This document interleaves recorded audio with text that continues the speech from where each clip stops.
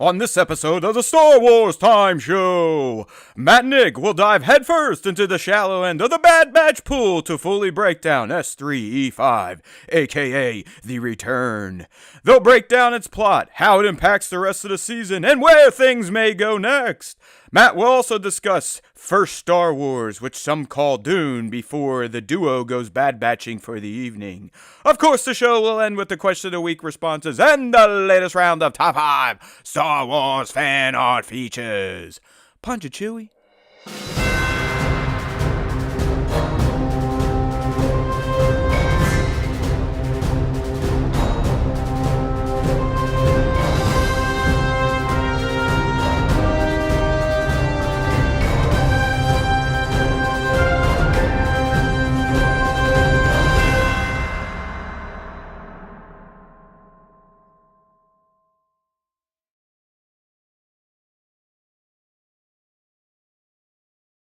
Hey, guess what? We missed the post, or I missed the post, but that's why you come here, because I'm the host with the most that missed the post the most.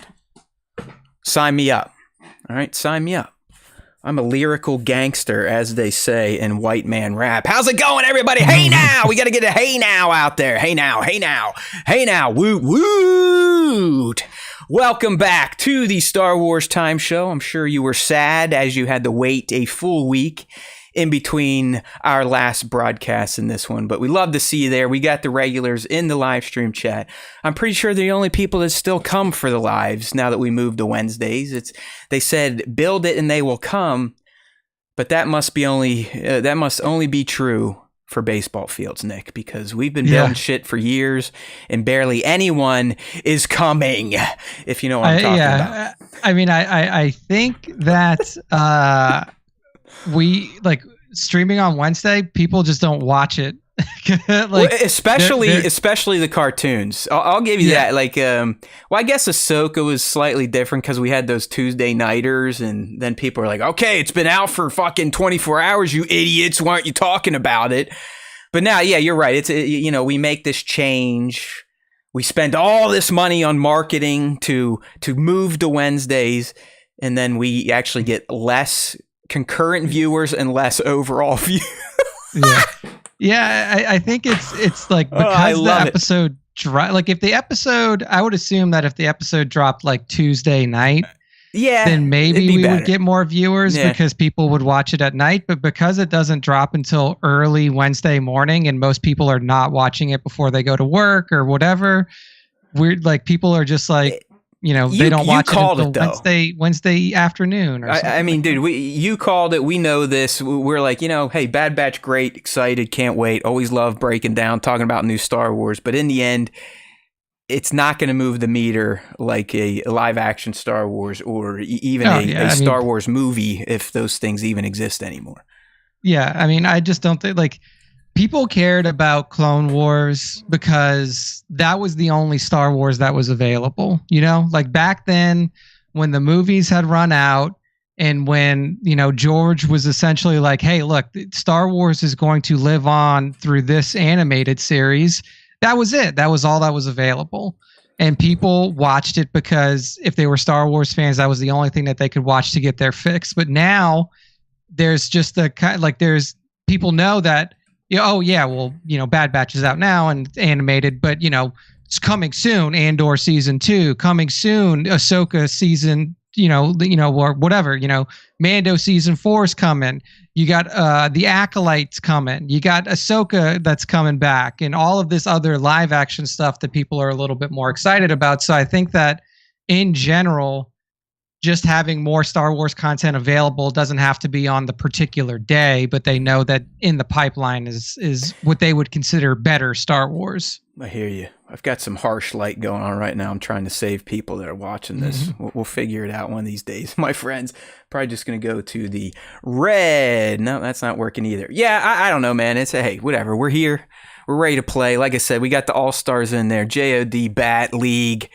Bat, you're right. I was like, what the fuck is he talking about? 300, and we're on 300 episodes of this dumbass show.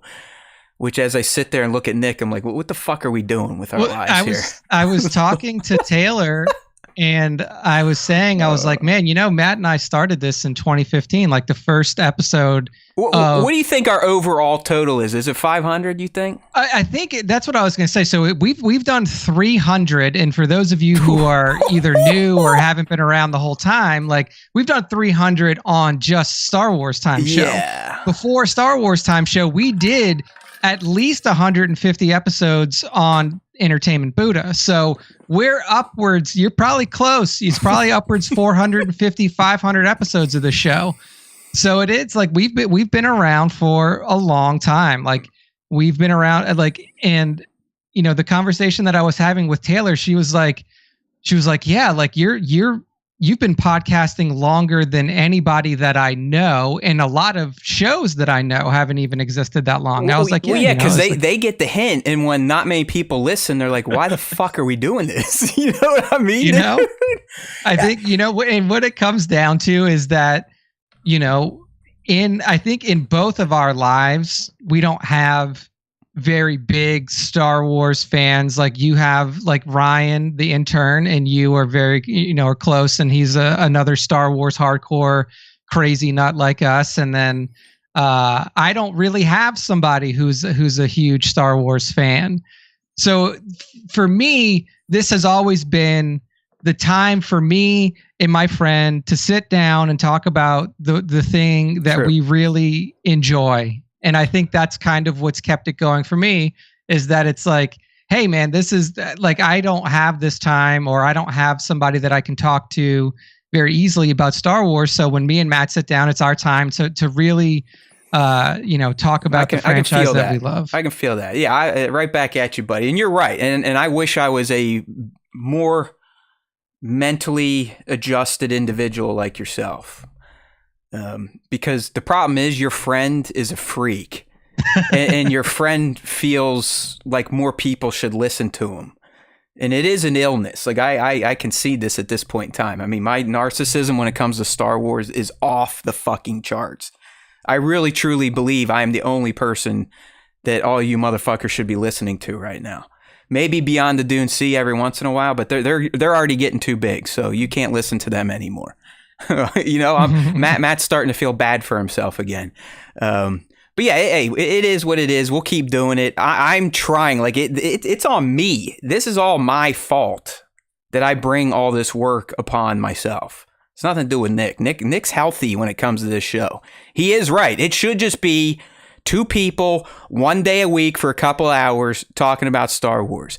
I'm the one that has decided I'm going to make it something I do every fucking day now. And I just, sometimes I'm like, I do like making content. And hear me out, people, because I know you all just think I'm some big whiny bitch, but I'm a human and you all are humans too. Think about if you put in, I probably put in 10,000 hours to Star Wars Time Show. No doubt in my fucking mind. And barely have moved a meter. So as a human, that's not me bitching and, oh, woe is me. That's just me being real and going, is it worth it in the end? Like getting up early on new show days, creating content.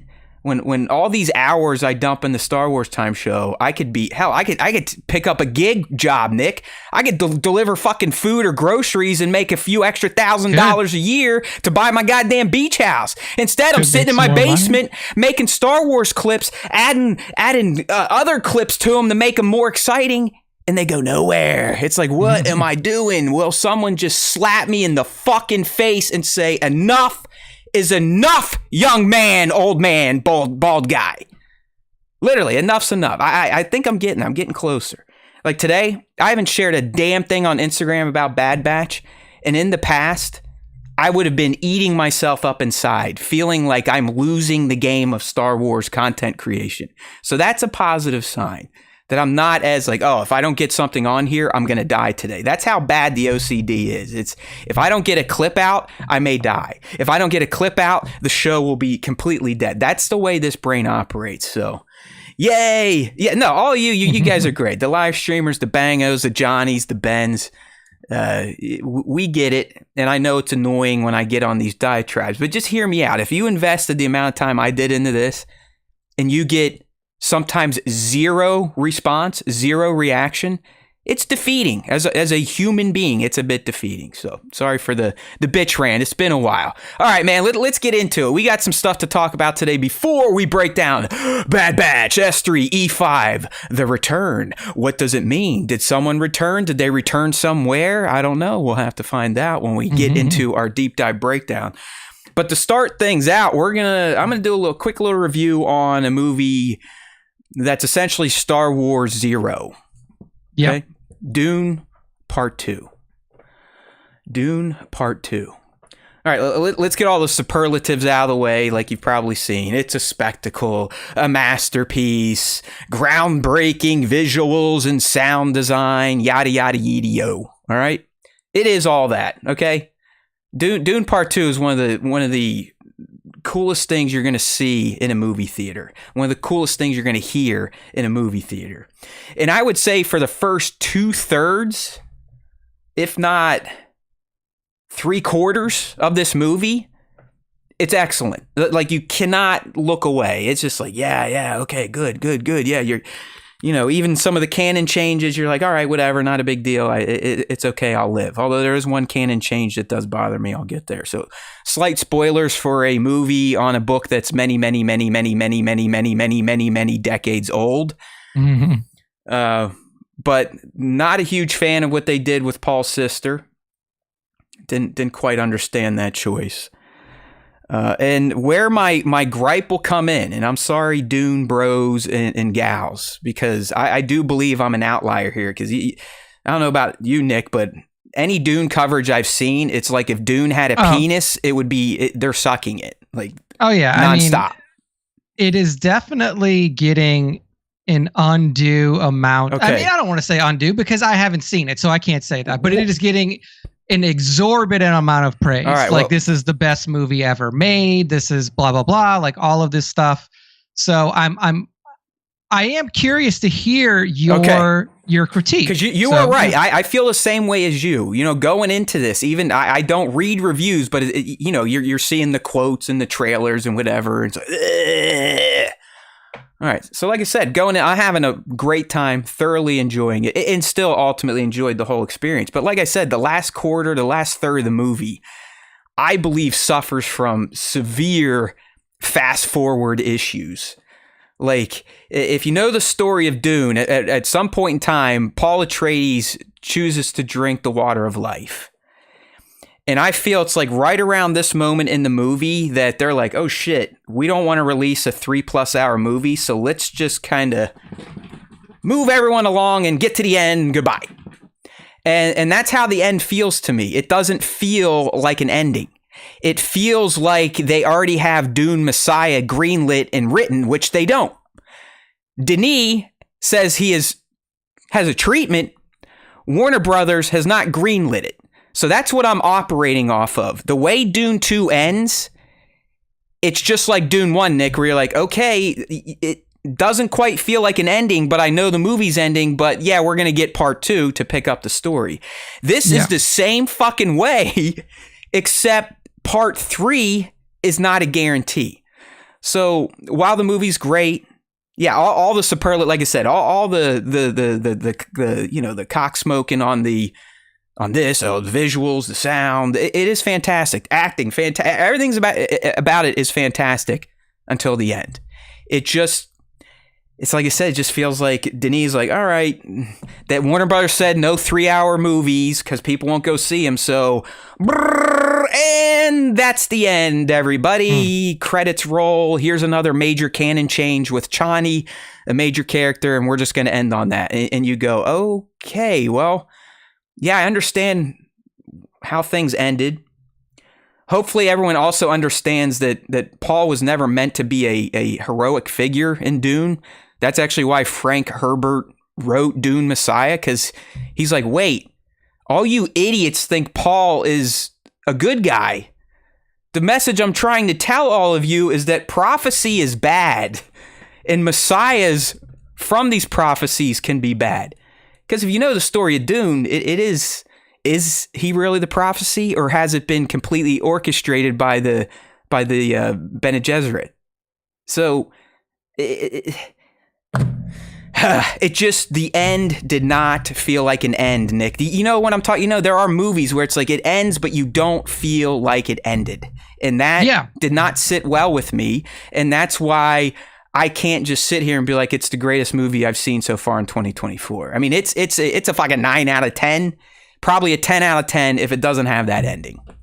Okay. Yeah. I mean, I don't know Dune lore, so I'm probably not going to have the same types of issues that you have with it when it comes towards the end. But I do like when you're making a series of movies, they can't all end in a way where it's like, well, come back for the next one. Like there should be like at least arc closures, like I think that happens in a lot of films and a lot of TV Real quick, series, Nick, as well. You just sparked something here, and I want to get your thoughts on this.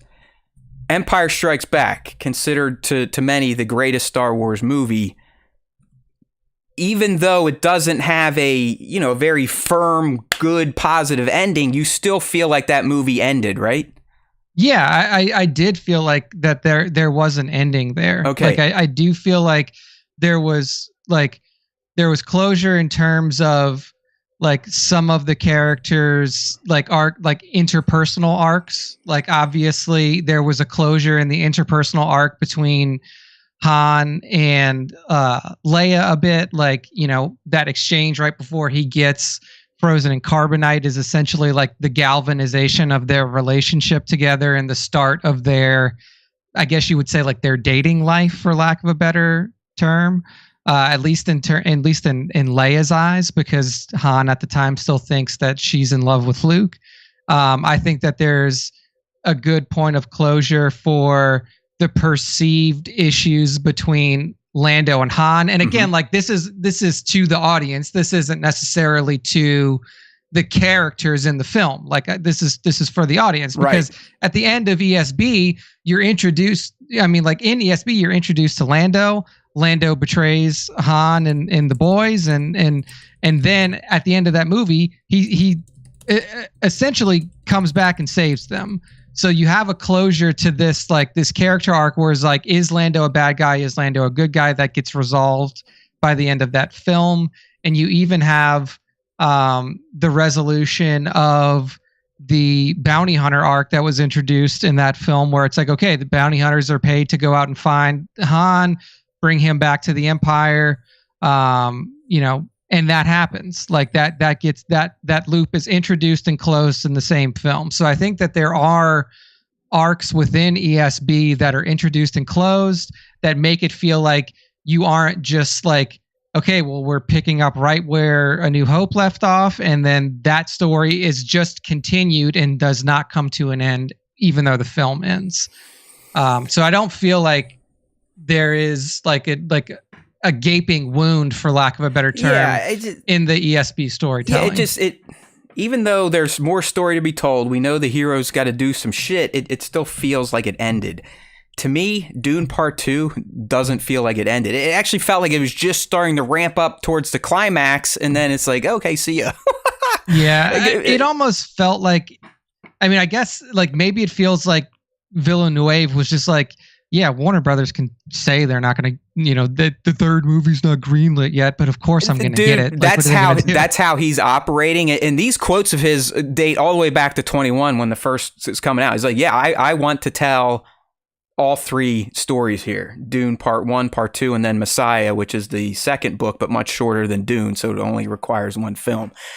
And but that dude, he definitely executed this movie as if that was the case. So hopefully it is. League brought up another point. Spider-Verse 2 is also a cliffhanger movie, but to me, it still kind of felt like it ended. All right, we got Miles to the other dimension with his evil self. We know where everyone's at, kind of like at the end of Empire. We know what the heroes are going to be doing. We know what the bad guys are going to be doing. This, it's still...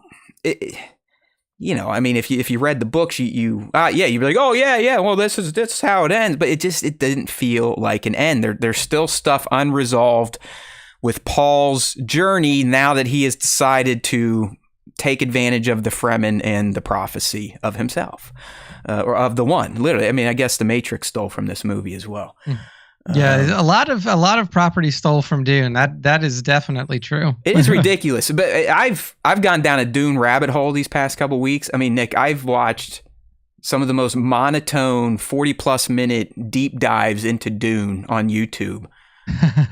So I don't want to say I'm an expert, but I've started to feel it out. I would say by Dune Messiah and on, Frank was on some hardcore like psychedelics. I mean, it gets really crazy. Like I believe at one point, one of Paul's kids ends up becoming a half-human worm god of the universe.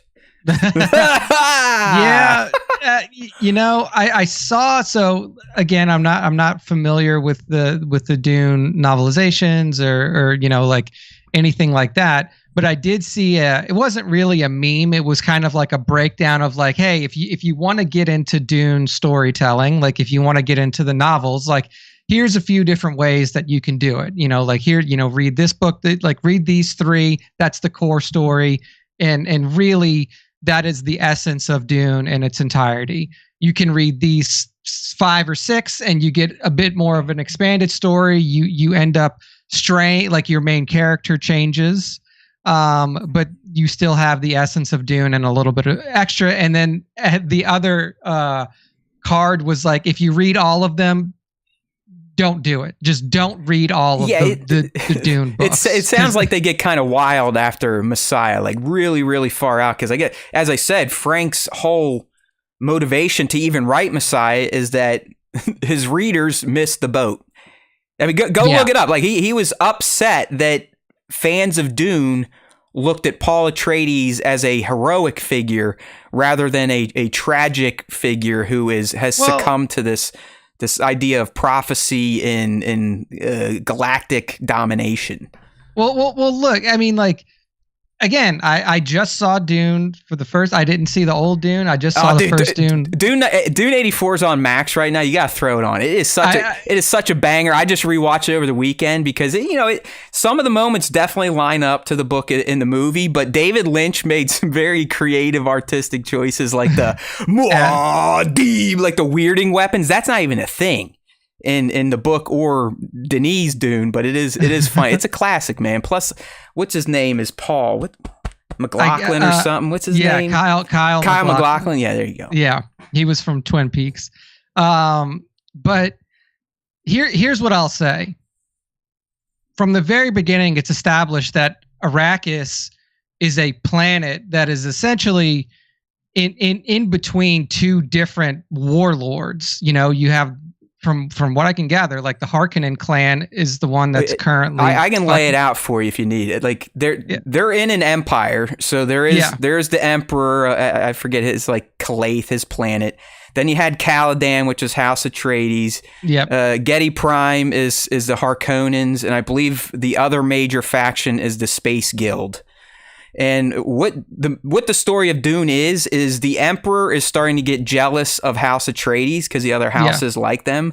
So he fucks them by kicking Harkonnens off of Dune and giving it to them, knowing that these two are going to end up trying to kill each other. Yeah. So it was all a plot. I don't want to give away too much, but it's not necessarily even the Emperor that's plotting this. Yeah. But essentially what it is like, an empire is exerting its force and its will over a planet that has no desire to have these imperial presences on the planet. They've just been beaten down to this point to be like, okay, well, this is just life. Like the Harkonnens are essentially strip mining the planet for all of its resources. There's nothing we can do about it. So I guess when this other family shows up, then maybe they're the good guys. But essentially, House Atreides is nothing but a secondary imperial force that's been put on this planet. That if one would do nothing more but continue the same practices that the Harkonnens were doing, except maybe be nicer to the populace. So either way, House Atreides is still an oppressor that's been placed on an alien planet by an empire. You're starting to get it, Nick. Without even really knowing it, you're getting it, and that really is the story. Is that these Fremen, because they live on Arrakis, Dune, the only planet that produces the spice melange, which it's not just a drug like in Star Wars. Spice is everything. It's the main economy. It's the main commodity in this galaxy. This is all us. It's humans set 10,000 years into the future. Humans have gotten rid of AI, robots. The Mentats, they're human robots. And really what they're doing in Dune is they've tried to make humans like super machines themselves. And that's ultimately what Paul becomes. Through years of genetic manipulation, he's supposed to be the one. All right, we're getting a little too deep into Dune here. A few quotes here. Yeah, Bango bringing up the fact that Star Wars borrowed heavily from both Foundation and Dune. Yeah, it's not even close. Yeah. And I wonder, is Foundation, is that even before Dune? I would imagine. I think it is. Foundation's Asimov, isn't it? Yes, it is. Foundation is Asimov. I think. Let me see when that came out. Check those numbers. But yeah, I mean, Bango's 1951. So that is before Dune. I think the first Dune book was published in 61 or 62. But you can really see the parallels or what George took from Frank Herbert's novel. I mean, it's sometimes it's egregious. Yeah. I mean, who do you think the Jedi are? They're the Bene Gesserit. Literally the Bene Gesserit. I mean, the Bene Gesserit in Dune are the first Jedi. They can do the mind trick. They can speak to people and have them do shit. They can, there's a little bit of force action. Obviously, you've got the Galactic Empire.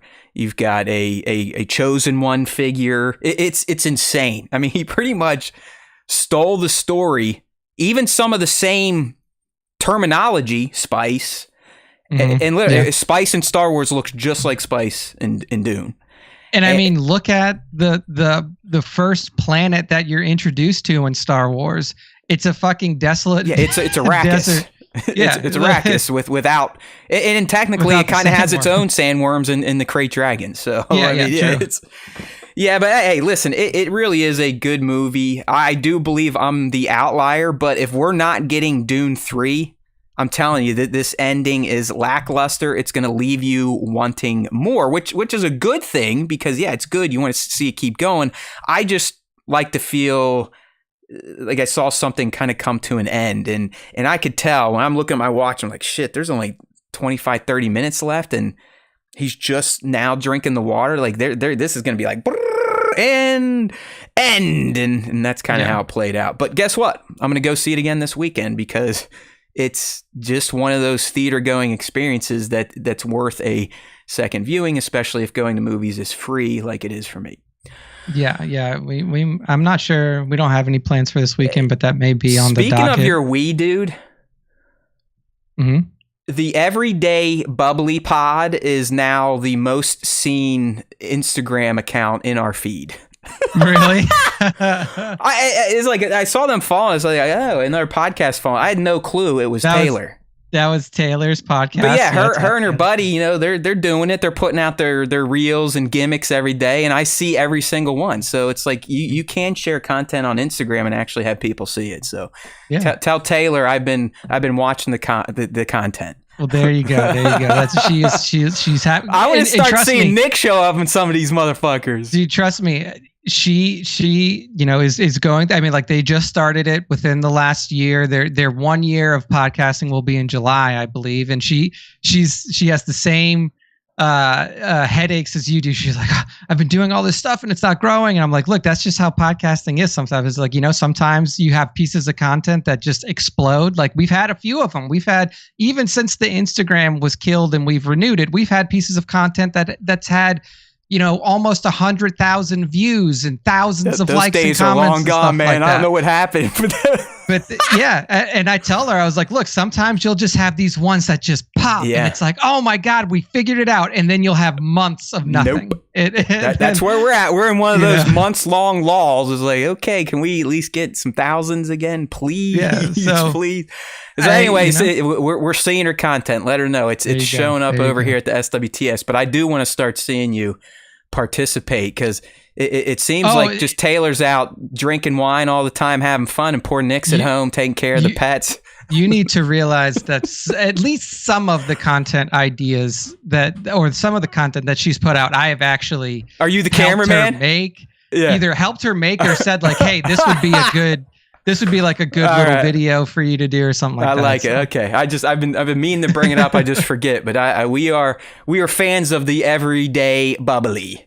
There we go. all right, Yes, tell Heather to give the podcast a listen. I'm sure she would enjoy Will it. do. All right, moving on for Dune. We went a little long there, so I'm going to keep these other ones fairly quick. And I deleted one of the stories we need, so give me a second here. But as I'm trying to bring this other post back up, got some great news for Hot Toys collectors. And we don't spend a lot of time on toys these days on this show. It's just it's not Nick's favorite thing. I'm not trying to bore him to death. And there's plenty of toy shows you can go watch out there. But I have been lamenting the fact for months now that Hot Toys is like, oh, yeah, you get a Chopper, you get a Hera, get a Thrawn, get an Enoch, get a Stormtrooper, all from Ahsoka. And I'm like, well, where we go? Where's my man Rey? Huh? Where's Rey? Mm-hmm. Where's Rey? Where's Ivanka? What are you doing here? Where's Baylan? Where's Shin? Well, I opened up Discord this morning, Nick. I had an alert from our good buddy Tones1138, slapping the images in there. They finally have been teased. They're ready for pre-order. That's right. Hot Toys, Baylan Skull from Ahsoka. Look at them. If you're on the live stream, you can see the picture. They're up at sideshow.com right now for pre-order. But this makes me extremely happy. I've been waiting since, September for a Baylan Barbie and a Shin Barbie, and they are here. Baylan's going to rock you $285 if you're going through Sideshow. He looks pretty good. Kind of's got like a Santa Claus look. The beard may be a little poofy. I don't know. What do you think, Nick? You liking the face there? His beard felt like it was more squared off in the show. Okay. I could be wrong, but it felt like there was a little bit more, like you said, not as round, like maybe a little bit more flatness to it. I feel like the face, and this is just kind of par for the course with Hot Toys for those of you in the community. The face sculpt is incredible. Yeah, I think they did a really good job with the with like his hair. I think that was fantastically done. The level of detail is just next level. But I do agree that there is something about the beard specifically that feels like a tiny bit. Little goofy. You never know. It could change by the time we get to final printing here. But this is going to be a no-brainer for me. Just like we didn't talk about it because we don't usually. But Nick, they also teased last week the Maul DeLorean Commando Trooper, Hot Toys 1/6 scale. So that's looking pretty dope. And Shin, on the other hand, she's going to be 280 because I guess she's a few inches shorter. So I was going to say, is it because that she's 11 inches tall and he's 12? I'll be honest with you, man. These are, in my opinion, a little high for what you're getting. Typically when we're getting 280 to 300 for a Hot Toy, you're usually going to get another face sculpt or a few more accessories than just a robe and a lightsaber. But hey, greedflation, it's here. It's a thing. Hopefully everyone knows that's what we're going through, not inflation. The economy is perfect. It's just all these dickhead corporations are like, hey, Democrats in office, let's keep prices high and keep people thinking that we're in a recession, and we're not. Look at the real fucking numbers, my friends. Don't listen to news. But there you go. So 285, 280, both available for pre-order at sideshow.com. Looking to ship sometime in 10 years. Sometime 2025. Give me a fucking break. Jan 2025 to June 2025, which is, it seems early to start pre-orders. But you know what? Dude, this is how they do it, because what they'll do is, I believe they do this, they'll get all of us schlubs to sign up, then they don't fuck up their order. Like they never over order these things, barely at all. Every once in a while, like Django, you can still get him, so clearly they over ordered there. But for the most part, I believe they're using idiots like me and the data to figure out, all right, how many cases do we really want to bring in? All right, that makes sense. Yeah, Bango. I know Bango. He's on the right side of life here, and he gets it. Good luck explaining to people the economy is good. It's like Bango. It really it's a shame that the media kind of buys into this, but it makes sense when you know where most of the news organizations are controlled from. But yeah, I mean, look at the indicators. Economy's good. This is just corporations and capitalism fucking you in the butt. And no, I'm not a communist. Fuck Russia. Thank you. That's how every American should be talking right now, instead of some of you idiots out there that think Russia is good. Man, ask the people who moved from like, I don't remember, Idaho to Russia, and then they had all of their bank accounts frozen, and what the wife went and made a video. She's like, I can't believe we did this, and they made the husband post an apology. No shit. Like, so were these like MAGA idiots? They're like, we're going to Russia because it's more free and they got a strong leader. Good. I think so. I hope this is real. I hope this is real, because I I want these people that want a dictator, go live in these fucking countries for a little bit and see what that's like. Go see what not having free speech truly is like. Do it. My favorite, and we're getting off topic here, but are the people in the LGBTQ plus community that are cheering on Hamas. Like that. Yeah, that's well thought out, people. Well thought out. Good for you. How long are you going to last with the way you want to live your life over there in the Middle East? Good for you. All right. Moving on to some Star Wars news here. And this is just a quickie. It's a tweet of ours. This shows you how apathetic I'm getting with covering some like low hanging fruit Star Wars news. But Nick, this comes from Cryptic HD Quality on Twitter. We know this user. They're reliable. They're the ones that typically leak runtimes for Disney Star Wars properties on Disney Plus. And they're coming out saying, this was a couple days ago on Twitter, a trailer for the Acolyte is being prepared. When it arrives is unknown to me. Also, I want to shut down the rumor of the episodes being approximately 1 hour long. It fluctuates a lot. All right. So this, if this is legit, then that June 5th date that we talked, or maybe I talked about a couple weeks ago when Nick was in his meeting, may actually be legit, because we're 3 months away, which is about the time you'd want to start ramping up that promo machine. I think the more interesting thing, though, is the run times.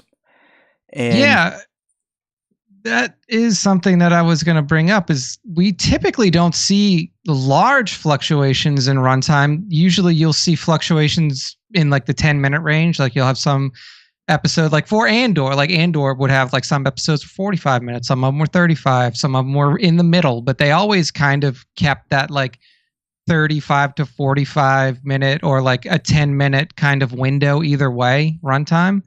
So I wonder what they mean by large fluctuations. Well, I read Bespin Bulletin kind of ran with this and infused some of his own commentary, and he was talking like as low as 30 to 40 minute long episodes. And I'm going, ooh, yeah. We all know, like when we would get a Mando that clocked in around 34, 35, it's like at the border of being a bit too short for live action, in my opinion. Clearly, the sub 30 works perfectly for animated Star Wars. We had another one today in The Return with the Bad Batch, but I don't like.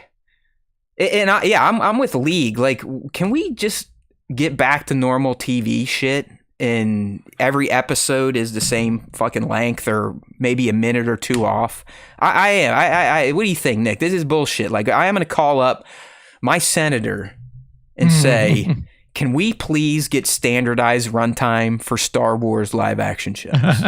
So I'm of two minds of it, because I definitely agree that a standardized runtime is better for the audience, because it's like you can plan around it. You know that, like, hey, when this show comes out, it's going to be 40 minutes long, and then boom, that's what I got 40 minutes to watch it. So you can kind of, tailor your watching time or your watching, experience around that. And it's easier to just understand that, like, this is how much time I need to allocate for this. I will say on the creator side, I can understand why having variable runtime is better, because you don't have to. You can stay more true to the essence of your storytelling in that way. Instead of saying like, hey, I got I have 35 good minutes of content here, like 35 minutes of content that flows well, that makes sense, that fits the story, and that really enhances the show.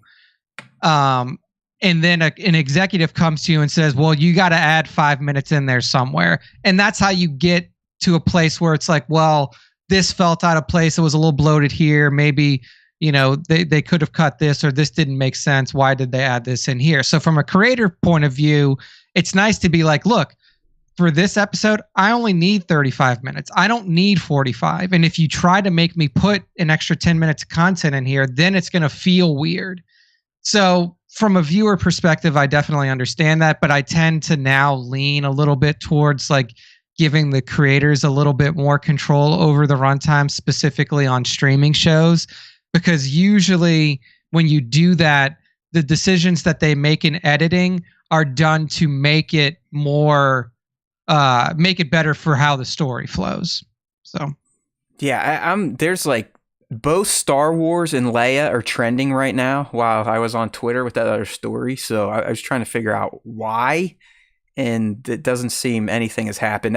I don't know if anyone's picked this up yet. I know Tone shared it in Discord. Nick, I'm not sure if you've seen it, but have you seen the Cerveza Cristal memes popping up this week? I did, where somebody is like cutting in beer commercials. Apparently those are real from back in the day, like in Chile. Oh. Like I guess the way it was explained in the initial post was in Chile, the country that is, not the food. Yeah.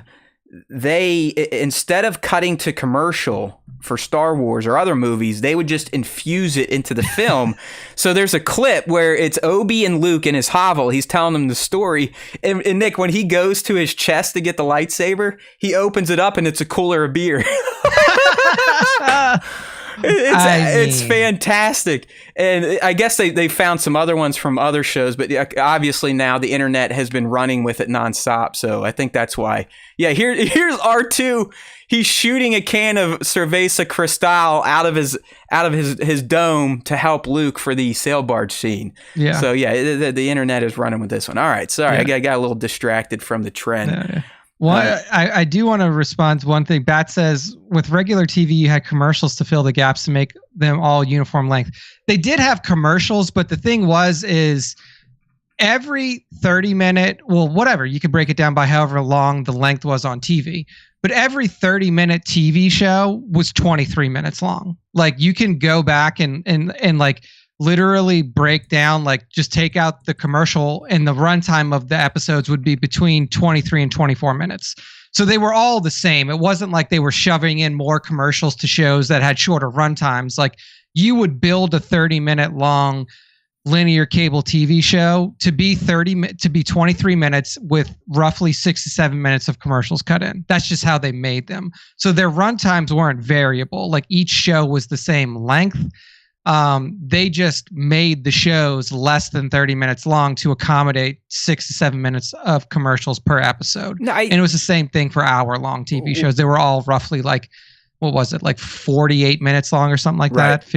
48 to 50 minutes long. Well, at least we've all gotten used to skipping commercials, and typically a commercial block, especially on network TV, is about 4 minutes long. Yeah, so they didn't. The linear shows never had variable runtimes. They were always within that. Scripted for that, like you said, hey, your story needs to be 23 minutes long, and then we're going to jam 7 minutes of commercial and to make this a 30-minute long show. You are correct. Exactly. You are also correct with what you're saying about the variable runtimes.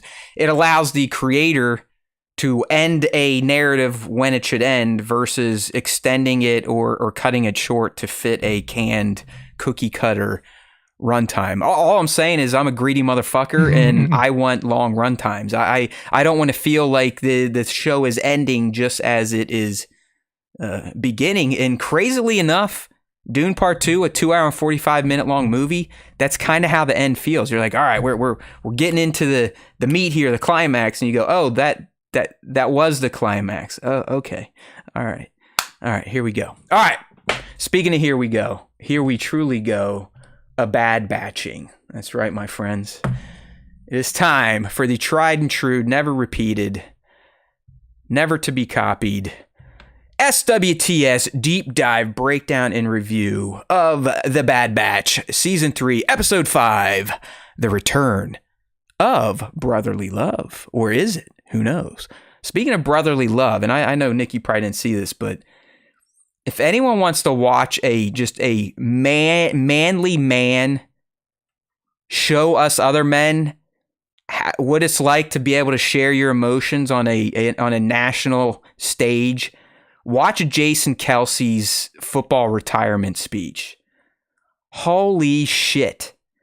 I watched this guy for 40 minutes break down telling very heartfelt stories about his life, and it was one of the most beautiful things I've ever seen a burly ass NFL lineman do. Right? All of us men, we you know what I'm talking about. We're not allowed to show emotions.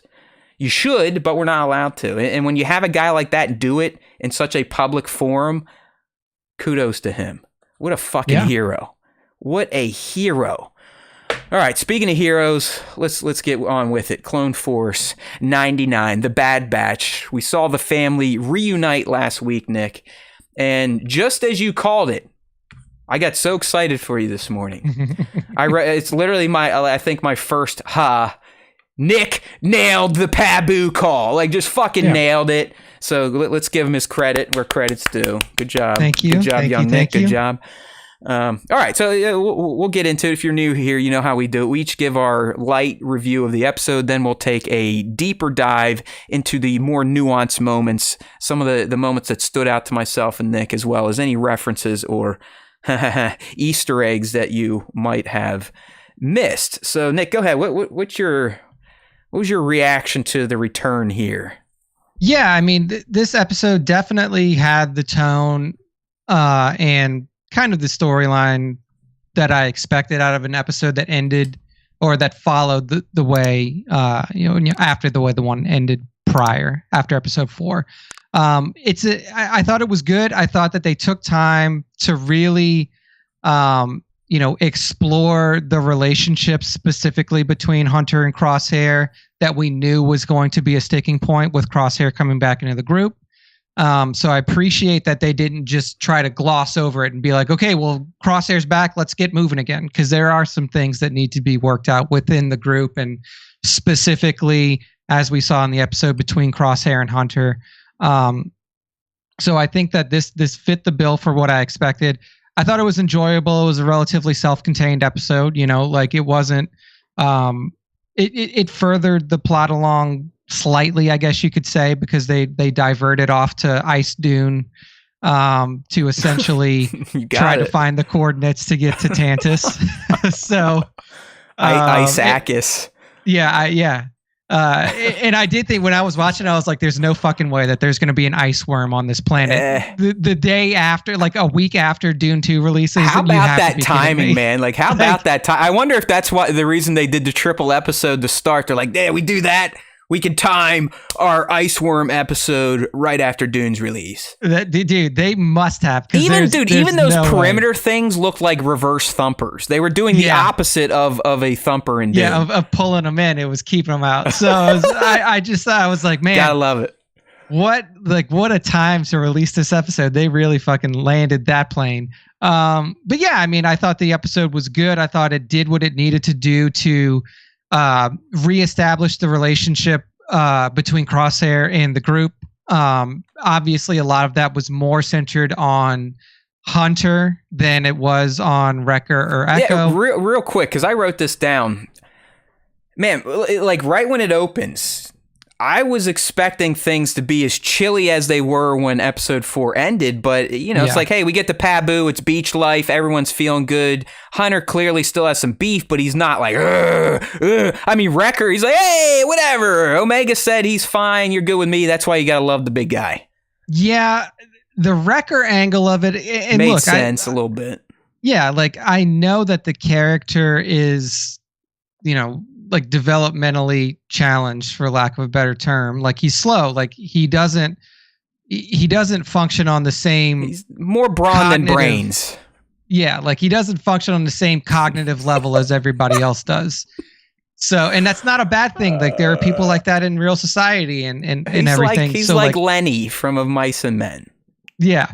So, but it did feel a little weird to me that like he was so willing to just be like, well, like you said, like Omega said it's okay, so it's okay. Like I would assume that he would hold a little bit more ill will towards Crosshair, especially after, you know, what had happened between the group and the fact that he was such a that Wrecker is kind of the protector of the group. You know, I thought that he would be a little bit more guarded, but I can understand, like, you can't have everybody that's on the ship essentially hating this guy. Right. Like, so I don't know. I guess I was expecting things to pick up a little closer to where they ended, but yeah, you called it. Hey, we're on Pabu. We're smiling. We're drinking. We're eating fruit. We're having a hell of a time. Yeah. So yeah, I mean, overall perception of the episode, I was a big fan of it. I thought that it did what it needed to do in order for us to move forward with the group in a better place. You know, the one thing that I am interested in to see how this progresses is Crosshair's tremor. You know, like that was introduced to us for the first time, I think, in this episode. Yeah. His hand tremor. Fucking that is Emery and Dr. Hemlock, you dicks. Yeah. So that is a storyline that I want to see if they continue on with, or if that was just something that was indicative of, you know, either his time on Tantus. Isn't it kind of feeling, Nick, that especially, you know, his new bond with Omega, that Omega and Crosshair's relationship this season's kind of mirroring her and Tech from last year? You know, she kind of spent a lot of time with Tech, getting to know him, learning things from him, and now it's kind of feeling like she's Crosshair's best ally right now. Yeah, I definitely get that feeling, especially in this episode where, you know, even like from the beginning, it was essentially like Hunter's just like, yeah, he's gone. I don't know where he went. He's not on the ship.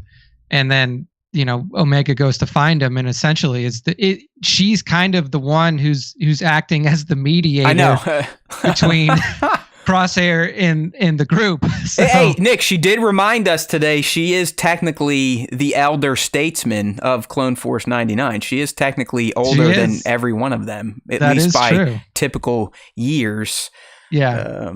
Yeah, so I'm pretty much right in line with you. I enjoyed the episode. Yeah, I guess it is kind of self-contained. I would never call it filler because, as Nick said, we had character growth, which is now going to allow the crew to move closer to the main goal that is so clear now that Echo showed back up of going to Tantus. I mean, that's the end game here, kind of like we predicted. So toot the SWTS horn once again. We may be slightly abrasive, we may be ugly, but we are fucking good at what we do. Mm-hmm. We know our Star Wars, so please lick our balls more. So loved the family dynamic. It's hey, we're back to the Bad Batch. I mean, as close as we can get. Sans Tech, R.I.P. my man. We actually even got a Tech mention. Okay, the name was thrown out finally.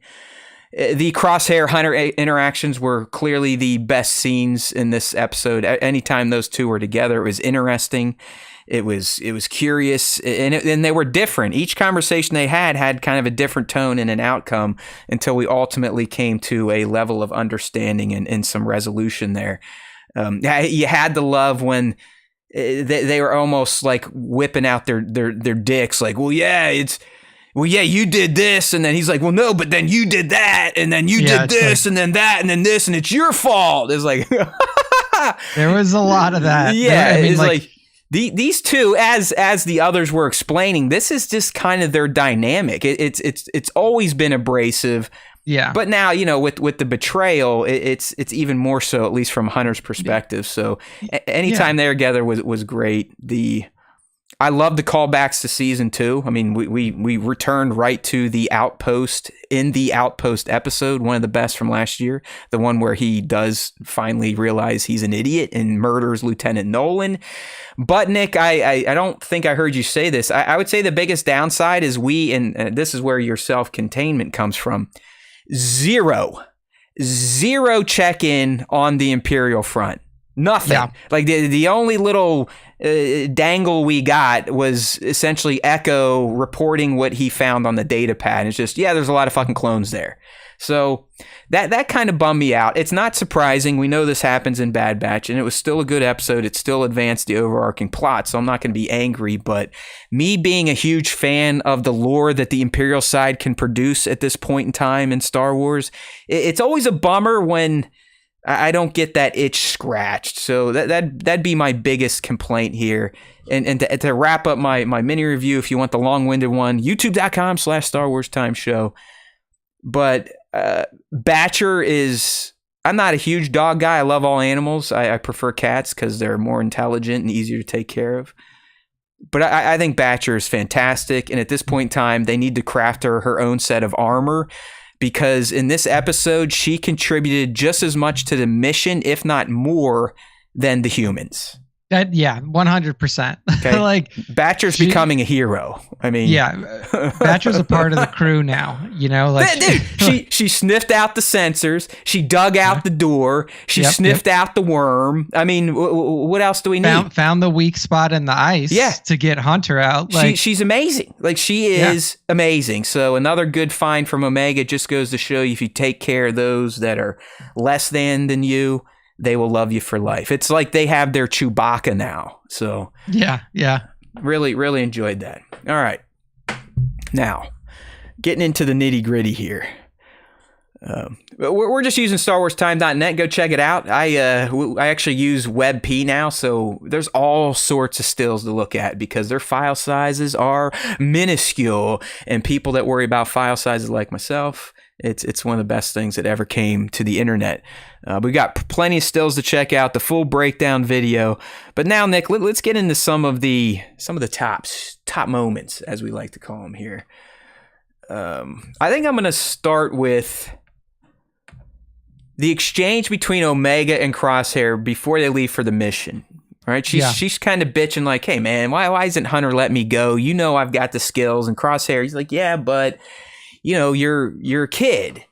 And she ultimately pulls out I am technically older than you. So I did like that. I thought that was a nice little line by Omega, but really what kind of put the stamp on this and made it a top moment is, as this conversation's happening, here comes big old dumb lug Wrecker. Mm-hmm. "Hey, here's your armor."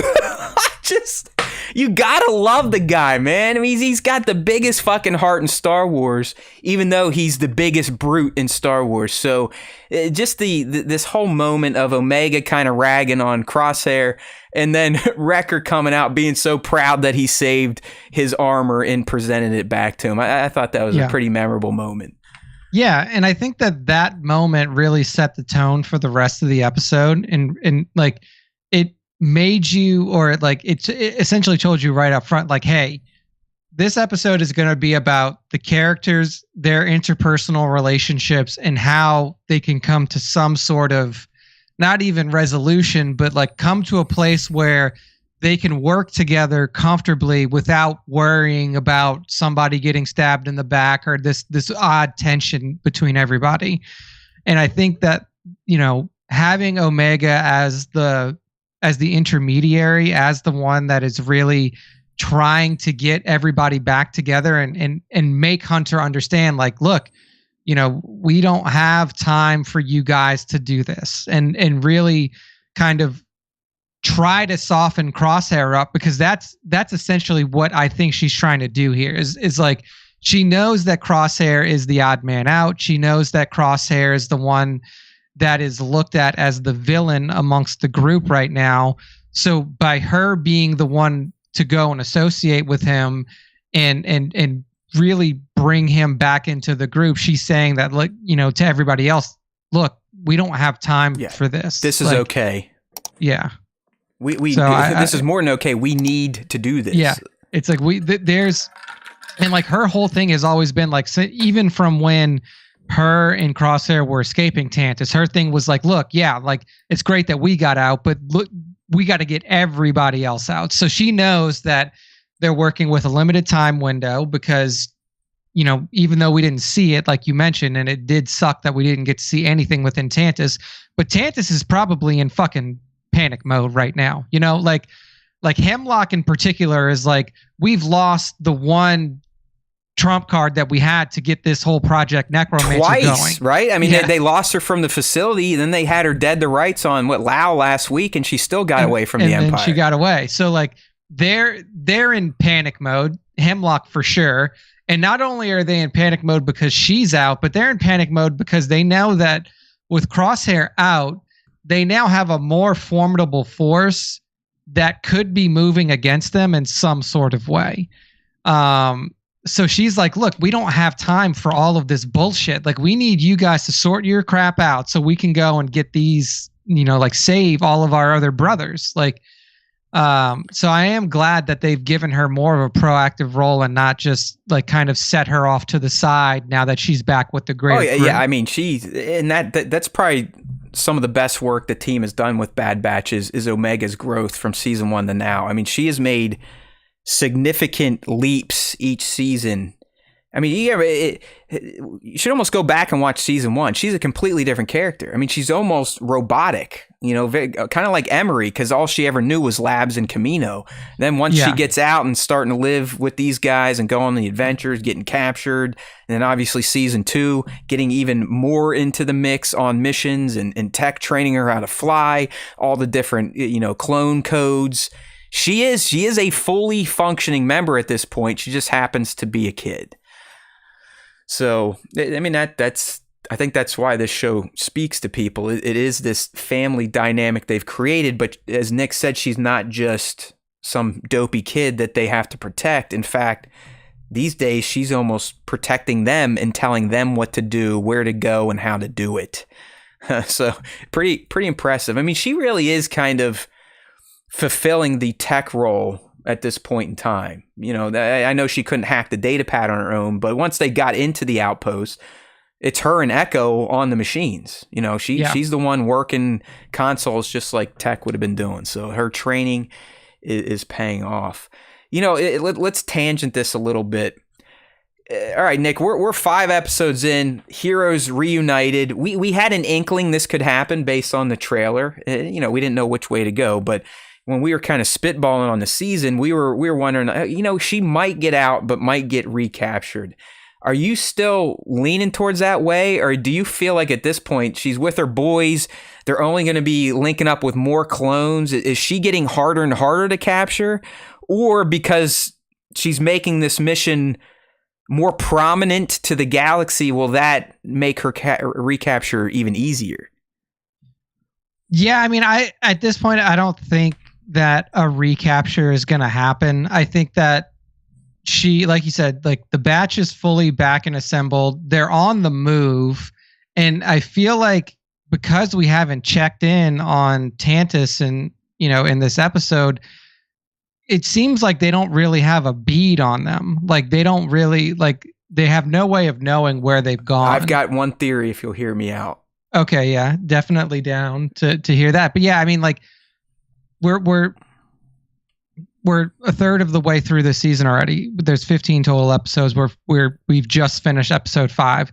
So I don't think that there is enough time to capture her again. And also it would also serve no purpose at this point because the mission is already go back to Tantus, they're already going. Yeah, you're right. It's like that's kind of why I was asking. It's like at this point, the only way I see her getting captured is on the mission to take Tantus. Yeah, like she brings herself there. It would literally be, to me, like they would almost set her up to be captured as a way to like infiltrate. Like they would almost be like a part of their plan. Okay. Like, okay, we're gonna like if it does happen, the only way that makes sense to me now is if it was like they orchestrated it and then they either like set her up with something or they did something or she had something on her for them to know. Like maybe that's how they find out where Tantus is. Like, hey, we're going to put a tracking device on you. You get captured. You go back to Tantus because we know that they need you alive. That's a valid idea. And then because that's what this mission was. This mission, they're trying to find out how to get there. Like they don't know how to get there. So maybe the way is have Omega get captured and then track her as she goes I, there. I could see that, and then the other one, it says like, hey, we're here, we're battling, and you know, whenever a battle happens, any battle, even fake battles in Star Wars, the plan usually doesn't go according to A, B, C. So maybe something fucks up and she, you know, the Empire gets her for a second while they're already there. But I'm with you. A recapture now, unless it's by design or already on the mission to take Tantus, would seem odd, and it would almost make the Bad Batch seem very incompetent. You know, we're all together. We're essentially super soldiers. We are the superheroes that don't have the Force. Yet we are going to lose our sister again within 2 episodes. So yeah. All right. I just wanted to kind of get that out there. Here's my theory on how they're going to get found, or at least how Pabu is going to get ratted out. And we know it's happening from the trailer, so that this is somewhat informed, because if you remember the trailer, specifically True Believer guy, he had a platoon or a squad there. That is Pabu, 100%. Yeah. Yeah. Do you think they have been able to track them there because of that data pad that they used on Pabu? That is very possible. Is that going to be kind of the giveaway for the Pabu secret location? Yeah, I mean, as we all know, cell phones in real life can place you right where you are at any moment. It's either that or they injected some sort of, you know, like nano tracker into Crosshair or Omega. But it does seem from the trailer they are going to find out Pabu, which is really bad. And I don't know. It's like, hey, we're using Imperial tech here, and all it says data pad. But is that thing broadcasting any pings? So I don't know. I just wanted to put that out there. Yeah, no, I think that lines up really well with how they could find that location for sure, because like they've switched ships multiple times since the last time that the Empire has saw them. Like they're clearly on a planet that they're not aware of yet. So yeah, I mean, the one thing that's really keeping that link between the group and the Imperials is that data pad for sure. So all right, so next top moment here. It was just more for the visuals and the music that accompanied it, but you had to appreciate Mr. Toothpick donning his gray and red again. I've got him sitting right here. He's my guest throughout these Bad Batch episodes. If you're on the stream, if you want to join the stream, don't forget Wednesdays 5 p East, youtube.com/Star Wars Time Show. But I've always thought Crosshair had some rad ass clone armor, even more so than his brothers. They're all quite unique. I still like Echo's bucket, but Crosshair's bucket may take the cake. He's got that reticle painted on it, that crazy wing spike coming off his shoulder pauldron there. He just looks fucking cool. All right. So it was awesome to see him again, one step closer to becoming who he used to be, rejoining the family, atoning for his sins. But if you notice, his theme has changed a bit, at least from last week. It feels like there's like the Kiners have infused a bit more positive melodies to it. Strangely enough, I got like Black Panther vibes from it, but the bad guy. Like the music they'd play when, what's his name? Eric, I forget his cousin or his brother. Michael B. Jordan, that dude, whoever he fucking played. What's his name? Do you remember? No. Well, the not Black Panther guy. The guy that almost kills Black Panther. Yeah, there you go. There we Killmonger. Go. I was like, and I know it sounds odd because he was a villain, but for some reason, when that theme's played with Crosshair, it feels a little more positive. But really, the top moment here, Nick, was just seeing him don the classics again. Gone is the plain drab gray Imperial armor. Crosshair is back, even though Hunter doesn't quite want to believe he's truly back and is trustworthy. Yeah, I think that this moment was super important. Like Wrecker, I love his line because he's like, "Oh, it still fits." Like, you know, such a dope. He is, but like, it really is an indicative moment of like, okay, after everything that this character has been through, like the armor fitting and like is important because it's like, look, this is where he belongs. Yeah, this is exactly. He was a part of this group before any of this stuff happened. they had some rough times and he's come back and look, he still fits in, even though it may not be the most comfortable fit right now. He is a part of this group and he should be a part of this listen group. to this young man and his symbolism. He is good.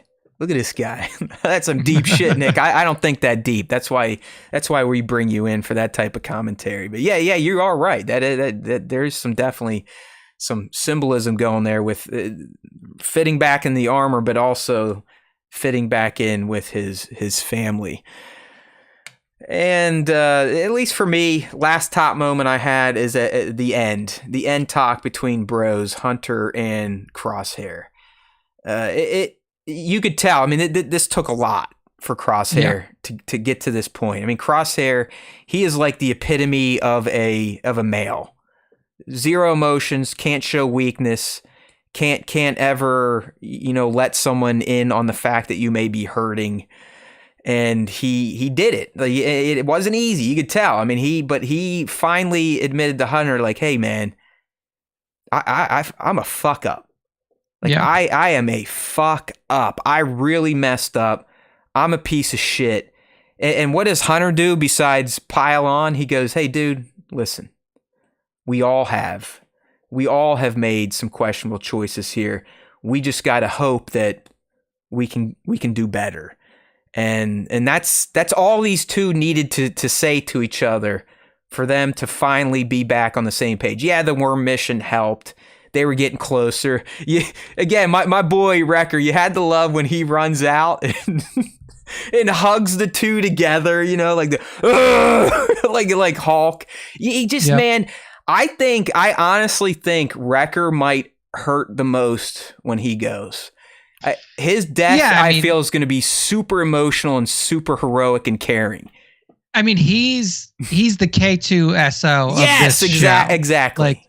And the thing that made K2 so lovable was that he didn't have he didn't have this emotional swings or anything like that. He was like a very matter of fact droid that was like, hey, look, I'm here to do my job. I'm your friend. But also he had this air of innocence about him because of the way that his programming was shifted after Cassian took him from, or whatever happened, however he was acquired. B2, man, I'm telling you, we said it years ago. I hear Beyond the Dune Seas running with it now. B2 will be a part of K2SO. You heard it here first. I mean, I think that he's definitely the heart of the group. Like you said, he's the emotional heart of the group, Wrecker. And I think that when he goes out, it'll probably be similar to the way K2SO went out too, because he's the tank. And he's gonna be there may be an issue that has hey man, you gotta hold the line while everybody else is doing what they gotta do. Hodor. Very similar characters, Hodor and Wrecker. Honestly, Wrecker, he's got a little bit more lexicon. Mental capacity. Yeah. He beats both Lenny and Hodor in the amount of words he can speak. But very similar type of character. Role. God, I love this guy. But anyways, back to these two. It was a nice moment between two tough guys. You know what I mean? Especially Crosshair, because he's the one that ultimately had to kind of atone with his bro Hunter. And hey, like I said earlier with Jason Kelsey, it's a beautiful thing to see grown men actually be able to get in touch with their emotions, even in animated form. So really dug those moments from the Bad Batch. All right, before we start teeing up the next episode, I got a bunch of ha's here that I'm not sure we have covered. So first one here, I'm not sure, I know you watch later in the day, but when I fired this episode up at 6 in the morning, dude, the thumbnails were spoilery as fuck. Really? I mean, it's Echo was on one, I think Crosshair and his armor's in the other. It's okay, well, here we go. Echo was on my thumbnail, and I was like, okay, well, I guess Echo's coming back. You know what I mean, though? It's it's not that surprising, but it's come on, he hasn't been in the show yet, and you're just going to throw him on the fucking thumbnail. It's okay. That was a little sloppy there, Disney Plus intern team. So there's that. We got the Batcher is basically the most competent Bad Batch member at this point in time. She pretty much did everything. Without Batcher, they probably would have got eaten by the worm. 100%. No, we still have to go through the references, so we'll get. I guess I'm losing my mind. Rewind. We're not quite ready for Haas yet. Here we go. Eggs and references. Not that there's any eggs. Now I know, obviously, Dick, young Nick brought up the obvious nod to Dune. I think we'll see in some of our question of weeks, and I also saw some fans on Reddit commenting that there was kind of a Jurassic Park homage with having you have to reset the generator in a completely different part of the building thing, and then do this. And and apparently, Nick, the sequence was identical. I didn't pick up on that. There might have been like an alien vibe there when Hunter's in the tunnel, but the ones that are a little more Star Wars specific, obviously we're back on Pabu, so we get a quick Shep and Liana mention from Hunter and Wrecker. If you remember Shep and Liana, Shep is the mayor of Pabu, Liana being his daughter. They're the ones that kind of took the Batchers in season 2 and said, hey, Mikasa, Sukasa. All right, we had that. Those little green monkeys, I don't know if, I think they were in Pabu last time, but we got closer shots of them now and actually took the time to go look them up and see what they are. These little green monkey things that also fell in love with Batcher. See, everything loves the Batcher. These are known as moon yos. Literally moon yo. So there you go. Look at that. Look at her. I mean, just sitting there. They're all nestled in with her. She doesn't even have fur. She's like one of those naked dogs. It's almost like she's got lizard skin. So I don't know how comfortable that is. All right, moving on. We kind of talked about how this episode had many callbacks to the Outpost episode from season 2. And sure enough, we go right back to that Outpost on Barton 4. So as I said to start this is where Crosshair finally saw the forest through the trees here. And he realized like what the clones were becoming, how they're being treated. He became friends with that Mayday clone, and then when Mayday kind of got injured, he called for a medic. The Lieutenant Nolan's like, "Screw you, clone, die! Why'd you guys take so long? You lost our shit." And that's when Crosshair was finally like, "Yeah, you know what? Good soldiers don't have to follow these orders." And boom, got himself locked up in Tantus.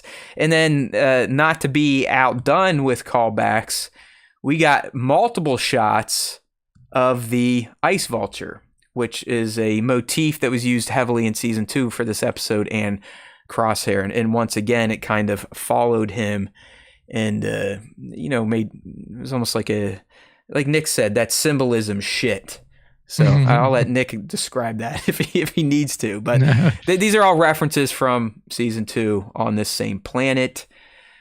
I mentioned their names. They're one of the reasons Crosshair had his change of heart, but you had to like when he was reflecting about the clones he met here in the Outpost, specifically Mayday, Hex, and Veach. He kind of created a little shrine to their helmets. Yeah. That was a powerful moment for sure. And, obviously that comes back around in the conversation with Hunter later in the episode. I think that this whole episode was definitely centered around healing moments and repairing relationships, and not only for between Hunter and Crosshair, but really Crosshair coming to terms. I think a lot of it was just Crosshair coming to terms with his own decisions and what came out of it. That moment that you mentioned where he's, really reflecting on the helmets and putting those up and creating that little homage to the clones that he had met previously. It's a moment that he really took to realize that hey, the things that I've done have not only led to detrimental effects for me, but it's hurt people around this galaxy that I was never even really associated with. I love that. You're right. He enabled this to happen ultimately. The way these clones are being treated out there by Lieutenant Nolan, he he was an enabler. He bought into this empire. So you're spot on with that. Dig that. Don't dig what just came out of my throat, though. All right. This next one, my friends, is a super, super duper stretch. And I think the Dune comparison's a little more spot on. But I did, because of the way they spelled worm in the closed captioning, it was W-Y-R-M. I'm like, all right, that's pretty unique if you're going to do that. Typically, when you spell a worm like that, it means it's a dragon, right? It's a dragon, yeah. Or a wyvern or some dragon adjacent or thing. like a dragon larva or some shit. So anyways, I literally just looked, Star Wars WYRM, and sure enough, Nick, shit popped up from Legends. Apparently, there used to be Sith WYRM, and they might be in some of the games you play or some of the tabletop card games for Star Wars, but go check it out. Look it up. Sith Worm WYRM. It is a thing. And the visual stylings were close enough that I decided to run with the reference. So I'll allow you fans out there listening to go make the comparison yourself. But there have been other WYRMs mentioned in the Star Wars Legends verse, at least in the past. All right. There you go. Now we've completed our deep dive. So let me look at these Haas. I was getting a little too anxious here. I was looking at the clock. I'm like, look at us. We're kicking ass. It's like we're going to be done at 6. But yeah, I fucked it up. All right. Kind of going on line, Nick, with the slight disappointment with getting 0 check-in with the Imperials. I was also hoping to just get a few more nuggets of information from that damn data pad. I mean, you go through all this fucking trouble to essentially confirm what Omega has been telling you, that there's a lot of clones there. Yeah, like, is that really it? Like, that's like, is that not like, oh, I just unlocked this data pad, here's the count of how many clones are in there? Isn't that like very surface level information? Yeah, like, it's like, you're not finding anything on Project Necromancer. You're not finding anything on all of these experiments that they're running. Nothing. Right, because we know Nala Se was allowed through those ray shields. Like, she was actually allowed into the Necromancer room. She knows everything about Omega. You know, who's to say she doesn't have hidden data on there about Omega? Nothing. It's just, oh yeah, there's lots of clones of Tantus being experimented on. Oh, okay, well, guess that was worth it. I don't know. It just kind of was like, what the hell is going on here? I already mentioned Omega has kind of taken on the tech role. I really do believe that. Clearly not as good, because they had to go to this outpost because they couldn't hack the pad. But on mission, she's the one kind of handling the seat, if you will. Yeah, this is a good one here. You had to appreciate, even before they had their final conversation, to really just kind of put a bow on their reconciliation. But you had to appreciate, like true manly mangs, the ultimate way Hunter and Crosshair resolved their beef was literally just nodding at each other after that they almost died against the worm. Did you pick up on that? I mean, literally, it's just like, all right, man, yeah, I see you. I see you, brother. Like, I got you. It was definitely a very subtle gesture, but yeah. I mean, that's how men do it. Like, it's we're either gonna punch you in the face and hug you after, or it's like, yeah, dude, hey, we good? Yeah, all right, cool. We don't need to get into deep emotions like a female may need, as I've learned over these past few months, getting into a little bit of therapy. It's a whole different ball game with that other sex and how you need to talk and communicate shit. It's all about being in touch with, like, recognizing your emotional needs as well, I think is important. 100%. I thought it was so stereotypical dude bro stuff. Like, yeah, we good now, right? Yeah, we almost died, but we didn't. That the beef we have ultimately is bullshit because we're still alive. We saved each other. We work well. We cool. So I thought that was funny. I mentioned the Omega Crosshair Mirror's relationship she had with Tech. Yep. Nick nailed the Dune nods. All right, so next week we are getting a double episode drop, so make sure you are aware of that. We're going to get both episodes 6 and 7. So Nick, you did so well last time. Let me give you the title names and let's see what sort of truths you can start spinning tonight. All right. But episode 6 is going to be titled Infiltration, and then 7, Extraction. So it makes sense that they're going together. It seems like it's going to be one of those patented Bad Batch cliffhanger-esque type of arcs. But we got Infiltration and Extraction. We know they got some data they need. We know the team's back together. So where are we going next with these titles? Yeah, not Tantus for sure. True. So this is an interesting one because it could be a who. It could be a who are they extracting? Like, because it could be, they have somebody has information that they need, but that person is captured on an Imperial base elsewhere. They have to extract them from that. But yeah, I mean, I assume that with these titles, we're going to loop back around to an Imperial facility that's not Tantus. Yeah. Where they are probably going to have to extract.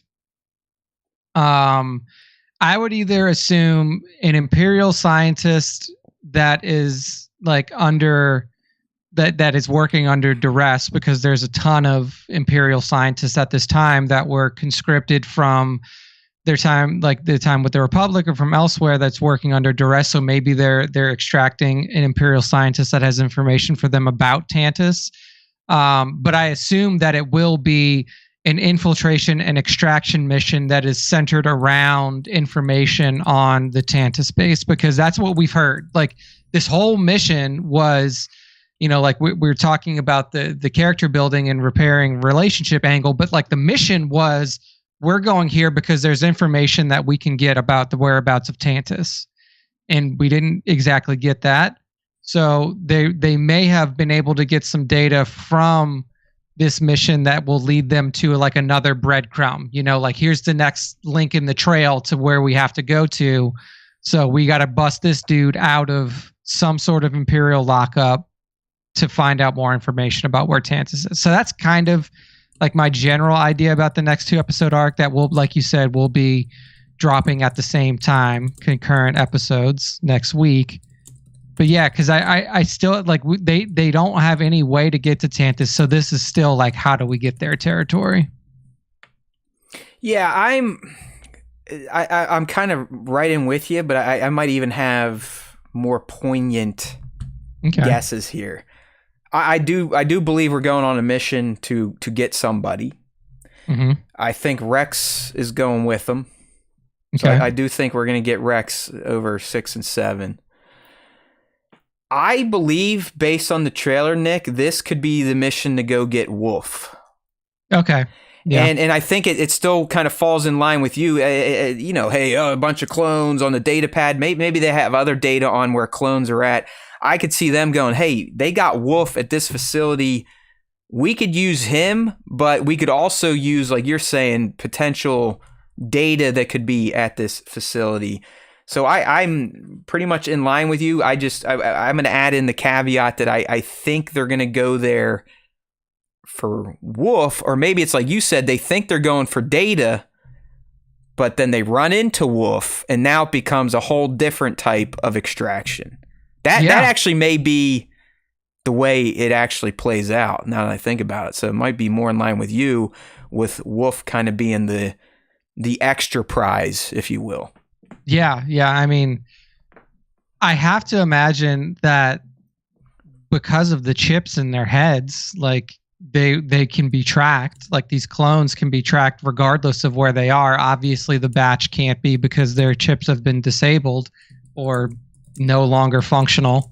So yeah, I mean, that would make a ton of sense if Wolf's chip is still in his head, even though he's not under the influence of it anymore. Then that could be like a breadcrumb trail that they can follow. Like, oh, hey, there's, and they would probably have their call signal on it too, right? Like their CT whatever number on it, so they would know who it is.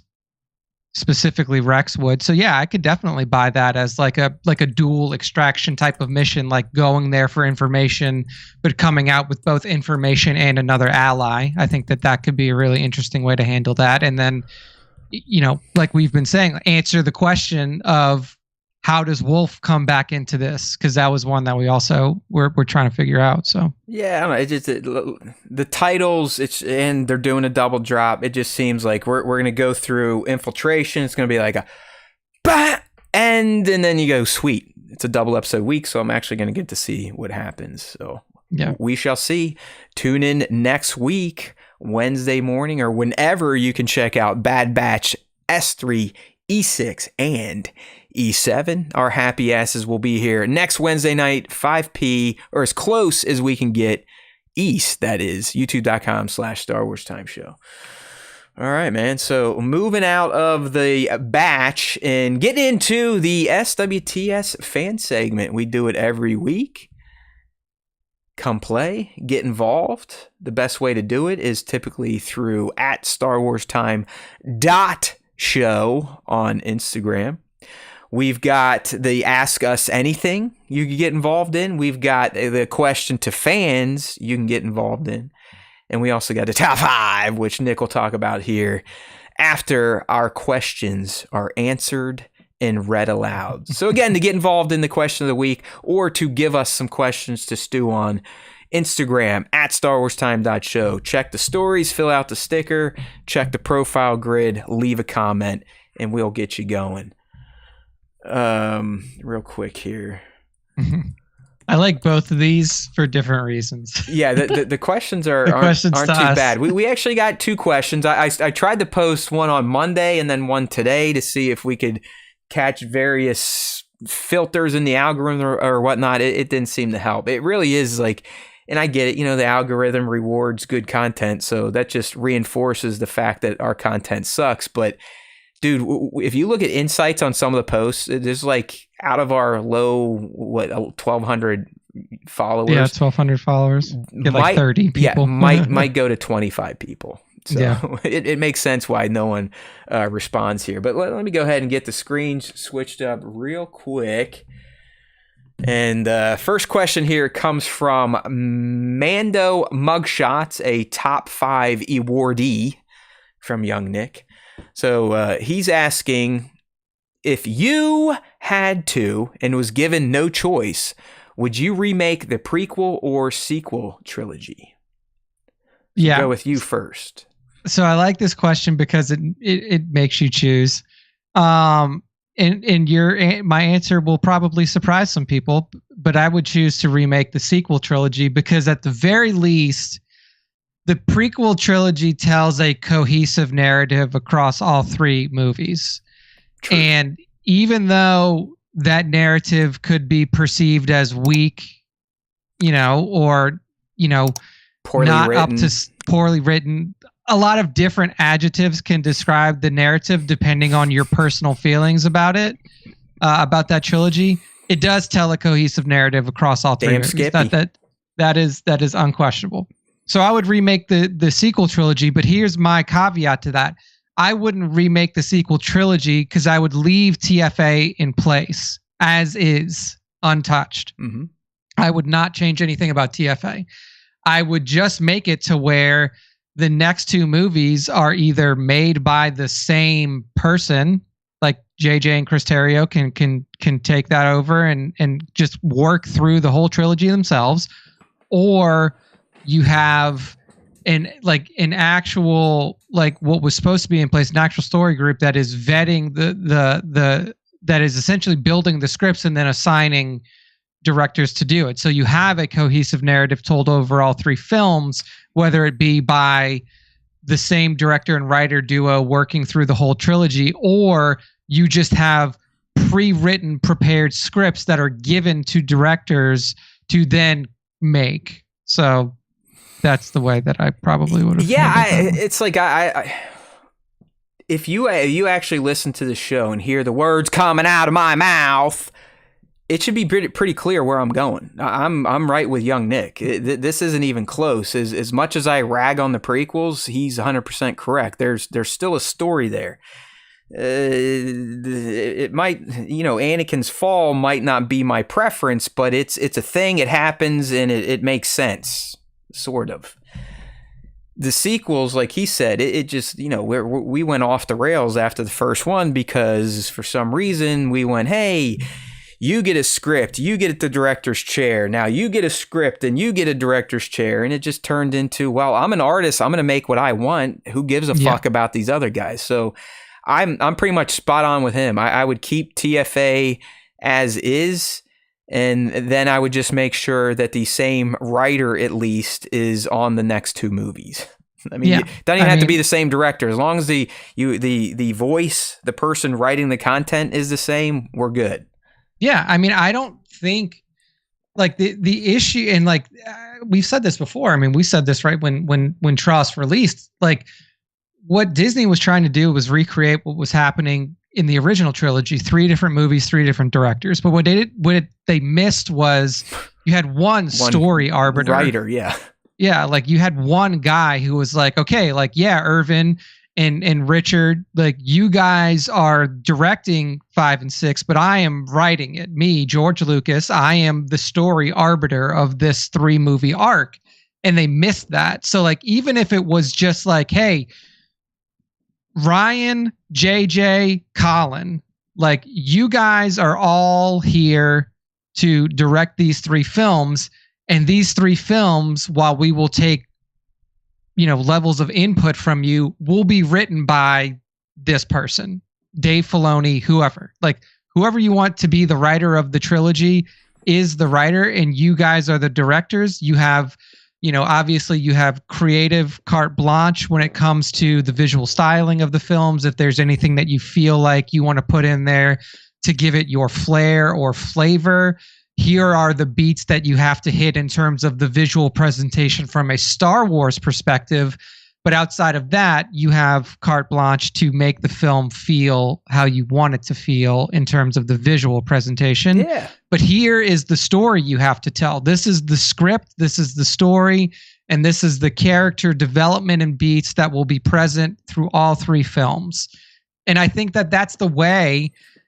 That's the formula that was successful with the original trilogy that they missed on. Was there were 3 different directors, but the writing and the story was all under the control of one person. And that you nailed it. That was the beauty of it, because directors really can influence what we see based on what was written. That's their job, in fact. Mm-hmm. I don't know why we got into this culture of you not only need to direct this movie, but you also have to be the writer. That's not how Hollywood used to work. For the most part, they were always separate roles.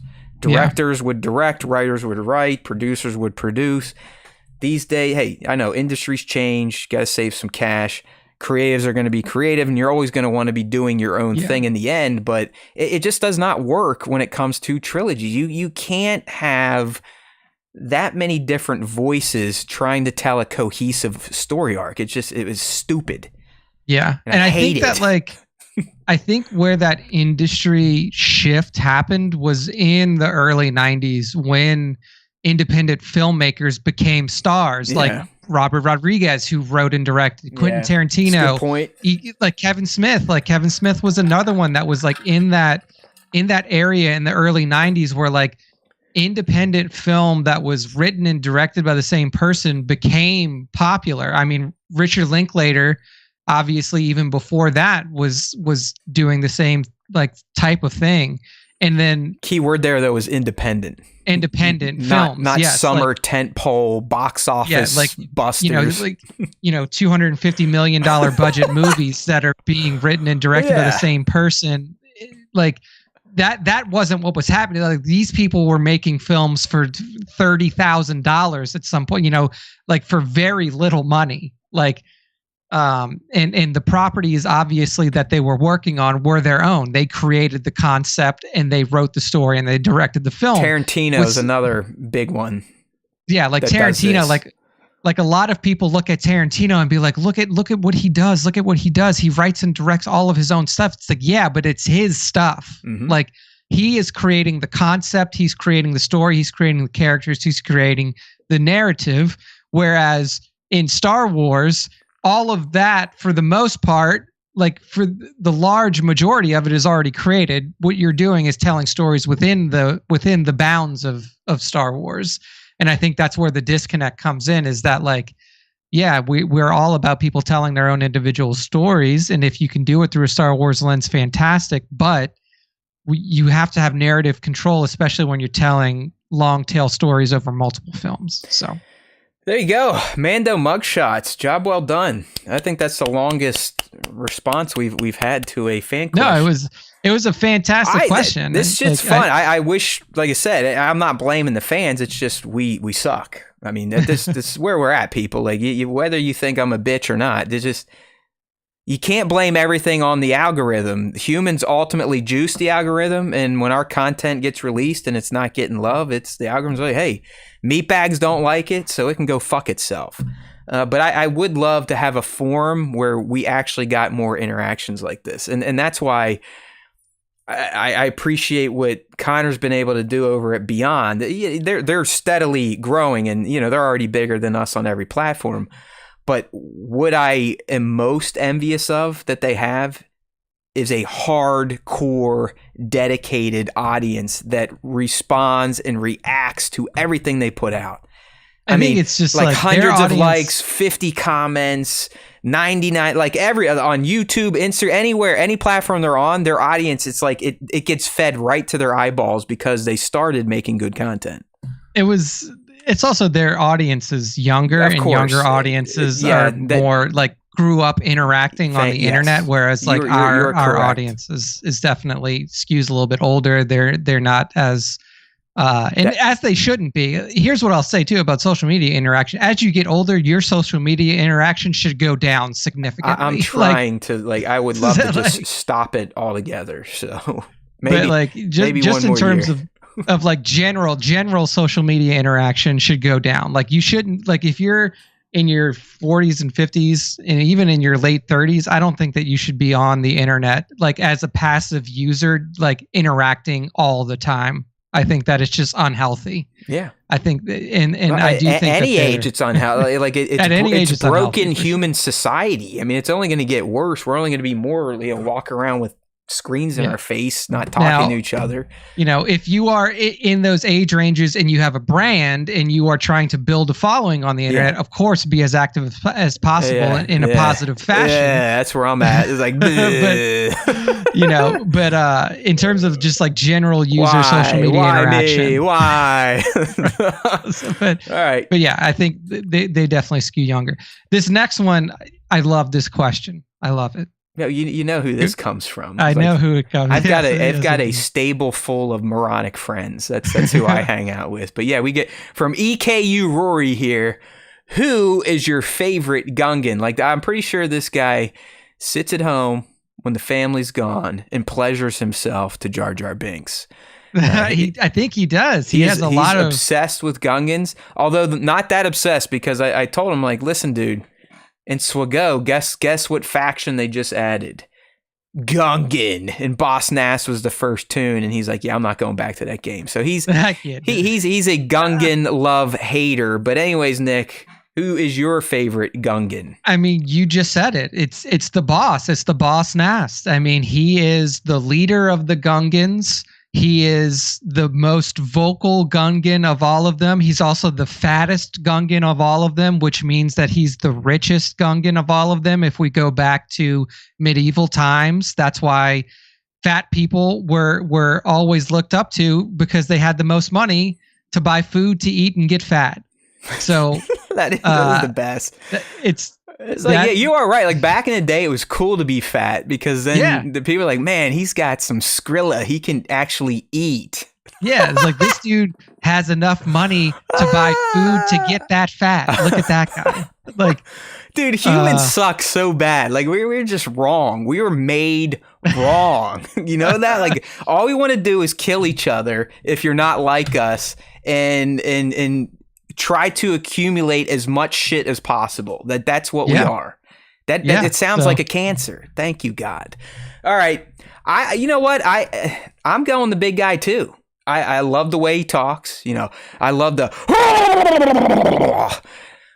Mr. Bings, Yusen is breaking his hoobie. I mean, he is just fantastic. He's like, me, I like it. Yeah. I mean, you and I'm no Jar Jar hater. I've always appreciated the Binks, even more so when I watch my little kid when she actually likes Star Wars, watch it and just laughing her ass off at him. But yeah, it's got to be the boss, the guy that Jar Jar. What do? He booping them in the head clubber, and and now some Misa banished. So. And now Misa banished. I mean, what did he say? He's like, Jar Jar Binks, you sit and bring in humans to humans. Like, you brought humans to our fucking lair, you shithead. Yeah. He's good stuff. No, man, he's the best. He's the best. I mean, he got the Queen of Naboo to kneel to him. Yeah. He was the leader that helped forge an alliance between the Gungans and the humans on Naboo. Like, what? Like, it's not even a question. General Jar Jar. It's not even a question. And I will say this for Jar Jar Binks too. He's the fall guy in all this. Mm-hmm. Like, Jar Jar Binks was set up to be the fall guy for everything that went bad with the fucking Republic. What? Like, this guy is clearly undereducated and is barely functioning in normal society. Right. And like you said, whose fault is all this? Who is to blame for the fall of the Galactic Republic ultimately? Do you remember? There you go. There you go. It's Padme Amidala 100%. Taking advantage of young boys and stupid aliens. Yeah. She not only seduces a Jedi to marries him, which then leads to the fall of the Jedi Order. Yep. She also puts an incompetent alien in a Senate seat in the most important time in Galactic Republic history. Like, how can you not blame Padme for the fall of the Republic? And it's like, come on. Hey, you convinced me those many months ago when we went on a damn near diatribe over it. Like, you're committed and very passionate about Padme is Hitler. She is. If it wasn't for Padme, just think about it. If Padme was not around, Anakin Skywalker would not have fallen to the dark side. He becomes an incel in Obi-Wan's basement. And you know what? He becomes an incel in the basement, and then he just becomes just like every other Jedi. He's just whacking off alone. Girls don't love me. Girls need me, but they don't give me their love. So yeah, he's like, and then that's it. He clears his mind every day. He gets that poison out, and he's like, all right, I'm cool. No relationship thoughts. I'm only thinking about the living force. Let's go, Obi-Wan.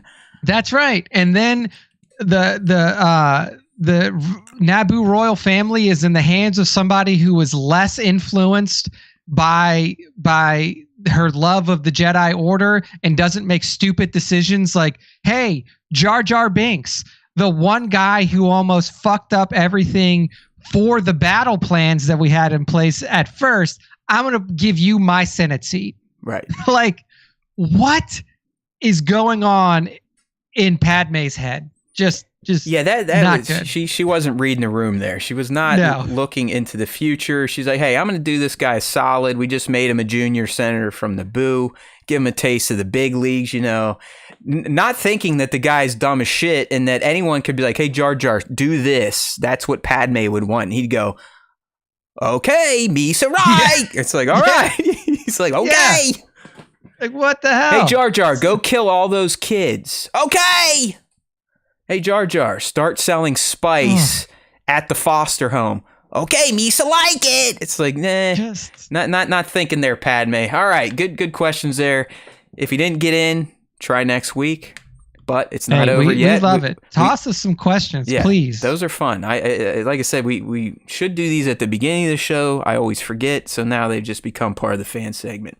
But we're not done yet with questions. Now we are going to read some of your responses for a question we asked you. So we asked you this week, what's your favorite or least favorite moment from the latest episode of Bad Batch S3?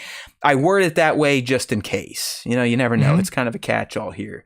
And unlike last week, this one went nowhere. Luckily, our all-stars were there to at least give us something to read, which young Nick will do right now. Indeed. First up with our responses to our fan question this week is Tones1138, the all-star of all-stars. Tone says, a decent enough episode. Enjoyed the team building with Crosshair's return, and the tension between Hunter and Crosshair was very well done. Loved the Dune reference with the snow creature and the Jurassic Park one with the reset button being over the other side of the compound, and a small alien nod when Hunter was alone in the caverns too. Loved seeing Crosshair back in his old armor also. Real quick here. That's not how you spell armor, people in the UK. That's armoire. Armoire. Armoire. I know you guys invented the language, but we perfected it to make it sound really stupid. Indeed. So good stuff there from Tone. What do you like better? Would you rather say your H is like a H like they do in Z, or do you like H and Z? I just because Z to me has never made sense. Like Z was always a little. I was still like, kind of makes the same Z? sound, like Z and Z, but yeah. Yeah, like it's not even like how they pronounce the letter. It's just how they say the name of the letter, which I find the H weird. is the craziest. Like the H. Whenever I hear a H, I have to be like H. Like it just doesn't make sense to me. I have a H headache. A H headache. I don't like. Do they say H headache? Or is it still head? I feel like we're in fucking preschool right now. We're about, the Sesame Street, maybe like the two aliens, like this is hot.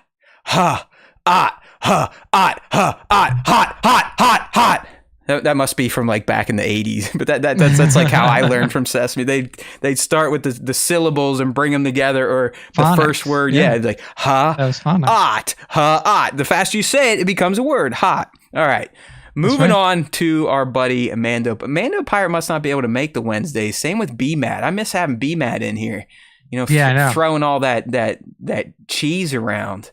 Hot cash flying. Yeah, we moved our day and we lost our revenue stream. But yeah, so Mando Pirate, yes. I don't know. Maybe they can't make Wednesdays. Mando Pirate, though, he says, I love seeing the batch have to put their differences aside and work together. Seeing Crosshair get his armor back was real emotional too. That worm gave me serious Mando S2E1 vibes and Dune vibes.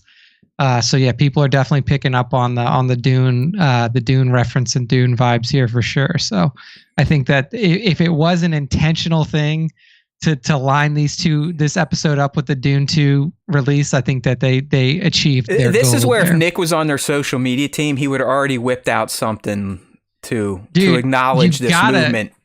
You gotta I don't know why they didn't, and I don't know if they don't want to draw a compare or do whatever, but you gotta have pictures of the sandworm and the ice worm. Get in on those trending hashtags. Come on, get in. Yeah, they gotta do it. So yeah, good stuff there, Mando Pirate. Thank you very much. Next up, 2797 Studios. Mr. Bat says, I enjoyed that episode. Good to see most of the crew back together. Seeing Echo is always fun, and Hunter and CH having their moment. Omega trying to repair her broken family. Worm to your mother. That's a good way to end that one there from Bat. And then next up, we got Johnny Osage Ave. Johnny says, hello, SWTS. Look at this guy dropping salutations. What a man. I know. It's just thank you. I understand that they needed to download the latest iOS, but the connection of this planet to CH's turn against the Empire and now his return to the batch could have been maybe a little stronger. But I know we have a ways to go, so I can't want more all the time. But I did like CH's no hug for me. That was a good line. Yeah. Did I have an ESPN moment last week? Oh man, Johnny's a fun account to follow. Man. I love Johnny. He's got a good sense of humor. Last week, Johnny, I was tempted to post it in the top 5, but last week Johnny posted his Omega.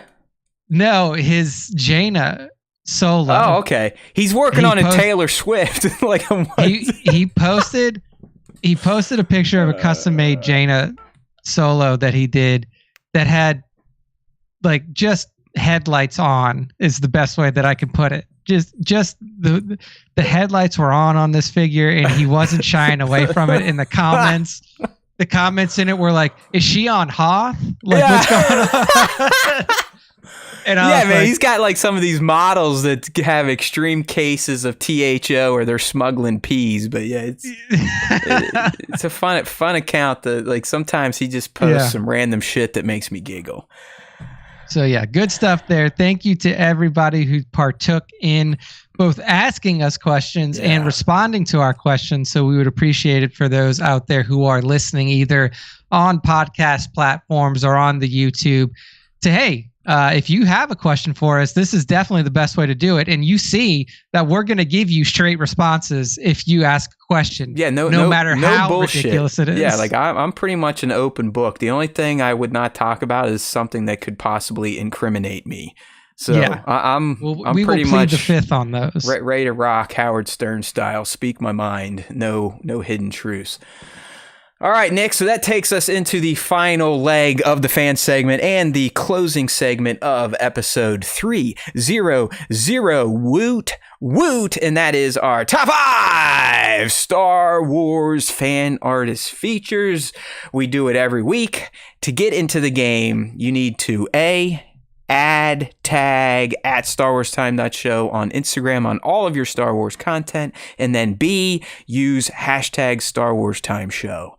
I, myself, old Matt here, throughout the week, except Wednesdays when a show's in season, I will go through the hashtags and the tags, and I'll create a nice little reel to share with the community on some of the more kick-ass shots shared our way. And then young Nick on Monday, after he has his hot toddy, his stogie, and maybe even a pipe, he chooses his top 5 of the week from the tagged shots only, meaning the add tag, not the hashtag. So if you want to be eligible for the top 5, you gotta add tag at StarWarsTime.show. All right, Nick, take it away.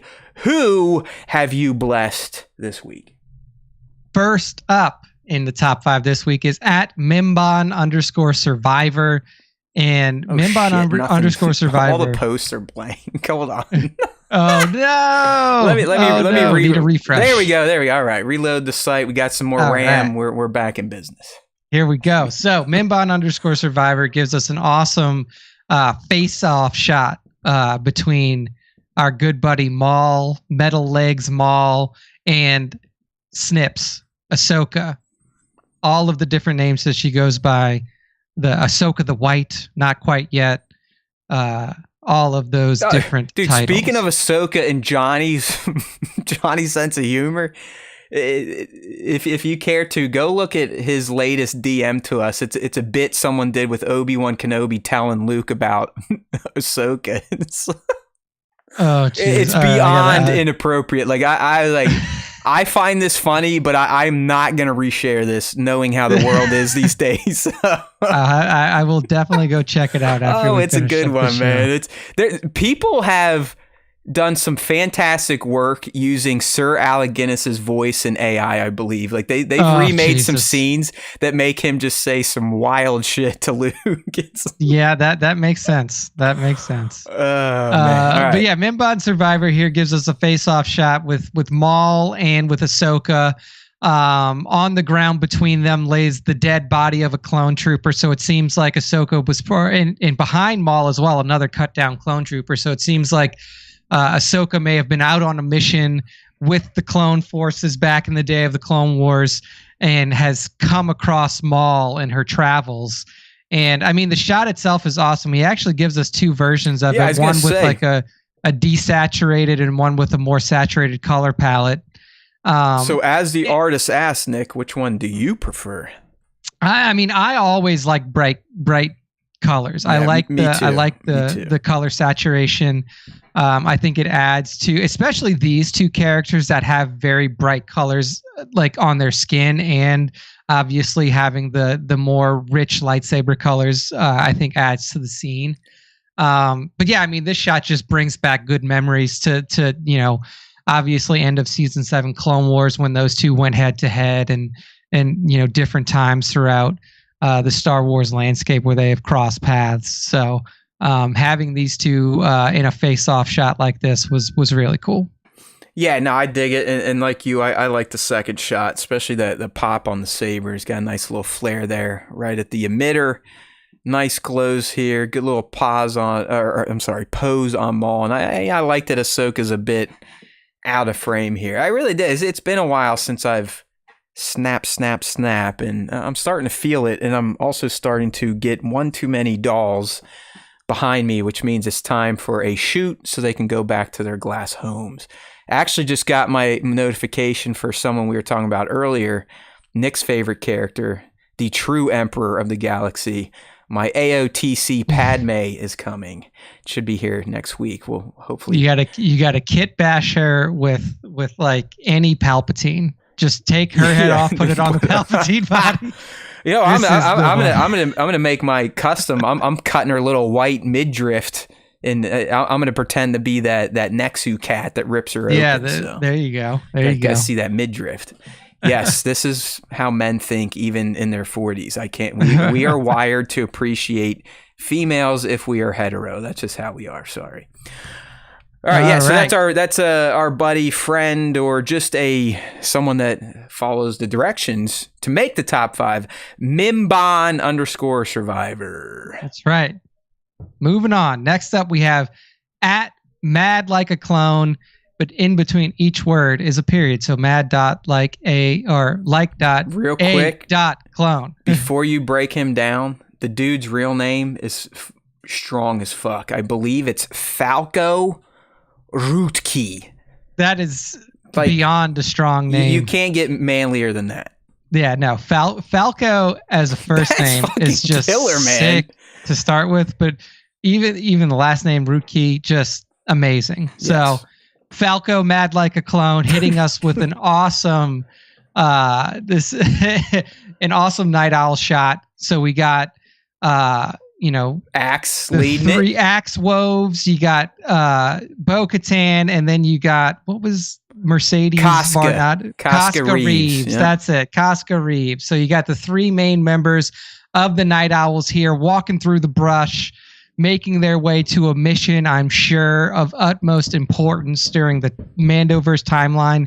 And I mean, I think what is really impressive to me about this is just the weathering job that he did on these figures. Like, I don't know if they came pre-weathered or if Mad Like a Clone weathered them himself, but it really does have like an in the field feel to these figures.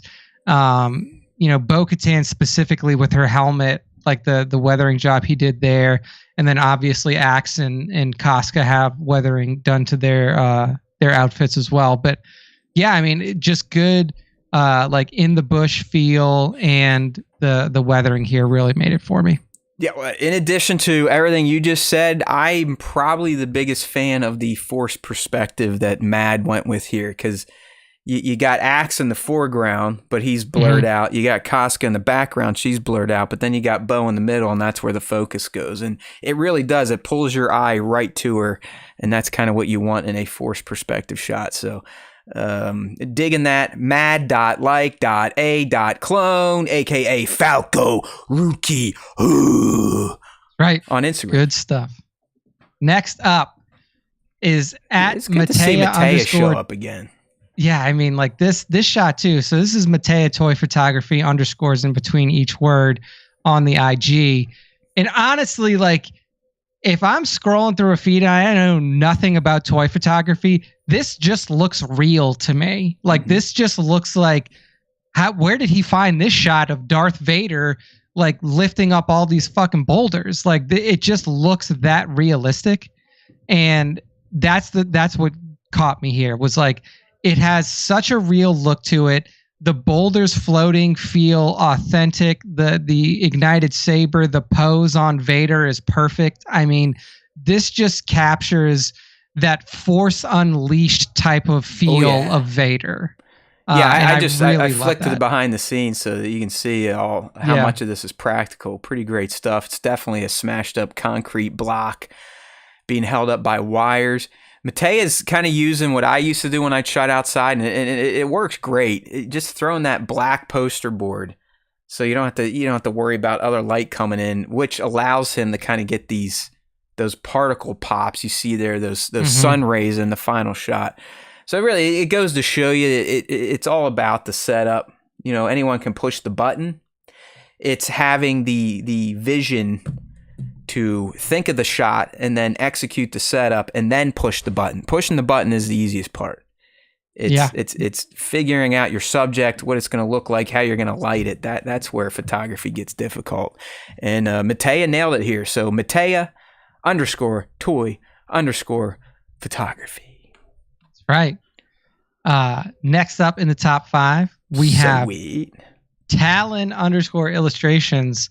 Talon is, I mean, I think Talon was first introduced to us via Super Scoundrel because they were doing some collabs, and just the amount of talent that Talon has as an actual illustrator is just next level. So what we see here is an homage to the Bad Batch episodes 1 through 3, and it is specifically a scene built around Palpatine's arrival on Tantus. So what we see is the full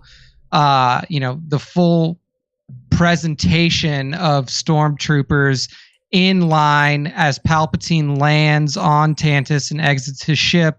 You have the retinue in place as well. That includes Hemlock, Nala Se, and the Imperial Super Commandos behind him.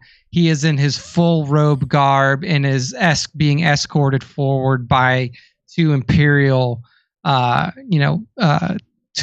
guards in the front in their full red outfits. And I mean, the illustration, like the level of talent displayed here by Talon is just next level. And I believe that this is a commission as well. Well, they're selling it actually. In the comments, we got prints available in their shop. So links in the Talon _illustrations bio. But as Nick said, they are also open for commissions. So if you like the illustrated look, this vector art type of looking art and shit, it's TalonCommissions@gmail.com. But yeah, you're right, man. It's a 1-to-1 recreation of the scene. I think this is them leaving the facility. Yeah, because you can see like the door behind them as they're like going. But either way, it's like he took the cell from the show and drew it verbatim. It's kick ass. So, and we've talked about Talon before on this stupid little show. Definitely, if you're into the traditional art versus toy photography, always going to get some good content on a weekly basis from Talon Illustrations. 100%. And then to close out the top 5, it's a clicky. Got it. It's a clicky. We clicked it up. But actually, this is kind of a poignant shot given what we just saw in Bad Batch season 3 episode 5, because what we see here is from Brian's Toy Chest, Brian's _toy chest on Instagram, and it is the stacked helmets of fallen stormtroopers. So this is from the Remnant Empire, with an incredible sunburst coming through the stack of helmets. It's very poignant to see it as positioned as such by Brian, but it also brings me back to the moment that we talked about in Bad Batch, where Crosshair is essentially building his small shrine to his fallen clone brethren from his previous expedition to that base. But it really is just like, a shot that may be a simple setup, just stacking some helmets on top of them, really does have like a very big emotional component to it. The way that it's shot, the colors, and everything that kind of feeds into it. Yeah, I'm a big fan as well. It's a great use of 1/6 scale accessories, extra helmets, whatnot. But it's seeming Brian's _toy chest is becoming a muse of yours. I think this is back-to-back 5s you have granted them, and I don't blame you. Like, there's a lot of good 1/6 scale work out here on Brian's Toy Chest page. It's enough to like, all right, I need to start doing this shit again, because this is where I'm at. People, just give me my 1/6 scales, Give me a light and some dust, some particles, some smoke. Let's roll. But that is Brian's _ toy chest over there on Instagram. That is right. And that is the end of the top 5, which means that's the end of our show for this week. So, Matt, go ahead and close us out. Shooter McGavin. All right, my man. Always a good time talking Star Wars with you, young Nick. Hopefully those that tuned in enjoyed this week's show. Look, we even got back up to our 2:15 type of runtime, mostly because Mando Mugshots sent us down a deep tangent on his question of the week. So shame on you, Mando. Nick and I thought we were going to get out of here 2 hours. It didn't happen. But hey, we're here for all of you. We would just like you to bring more friends. So the best way to do that is after this show, shout it out, scream it on top of the mountains, as they say, and tell everyone, StarWarsTime.net. That's right, my friends. Say it one more time, StarWarsTime.net. That's where you can tune into the Star Wars Time Show, link up with their socials, find the podcast platforms, leave your ratings and reviews once you find them, and also sub to YouTube if you so choose to. Hey, every once in a while when I'm feeling motivated, you may even find some fresh content up there. If you're not finding it at StarWarsTime.net, you're gonna definitely find it over on TikTok at Star Wars Time Show, Instagram at StarWarsTime.show, Twitter, whatever, and more importantly, YouTube. So youtube.com/Star Wars Time Show. Throughout the week, I will be posting short clips of our old shows, new shows, Bad Batch coverage, comic breakdowns, you name it, we got it. It might not be the best, it might not be high quality, the machines and humans may hate us, but I persist at putting out content on a regular basis. So help us out. Interact with it if you see it. Share it around if you see it. Comment, rate, review, love, worship, celebrate. There's always time for Star Wars Time, my friends. And if you listen to the Star Wars Time Show, the Force will be with you always.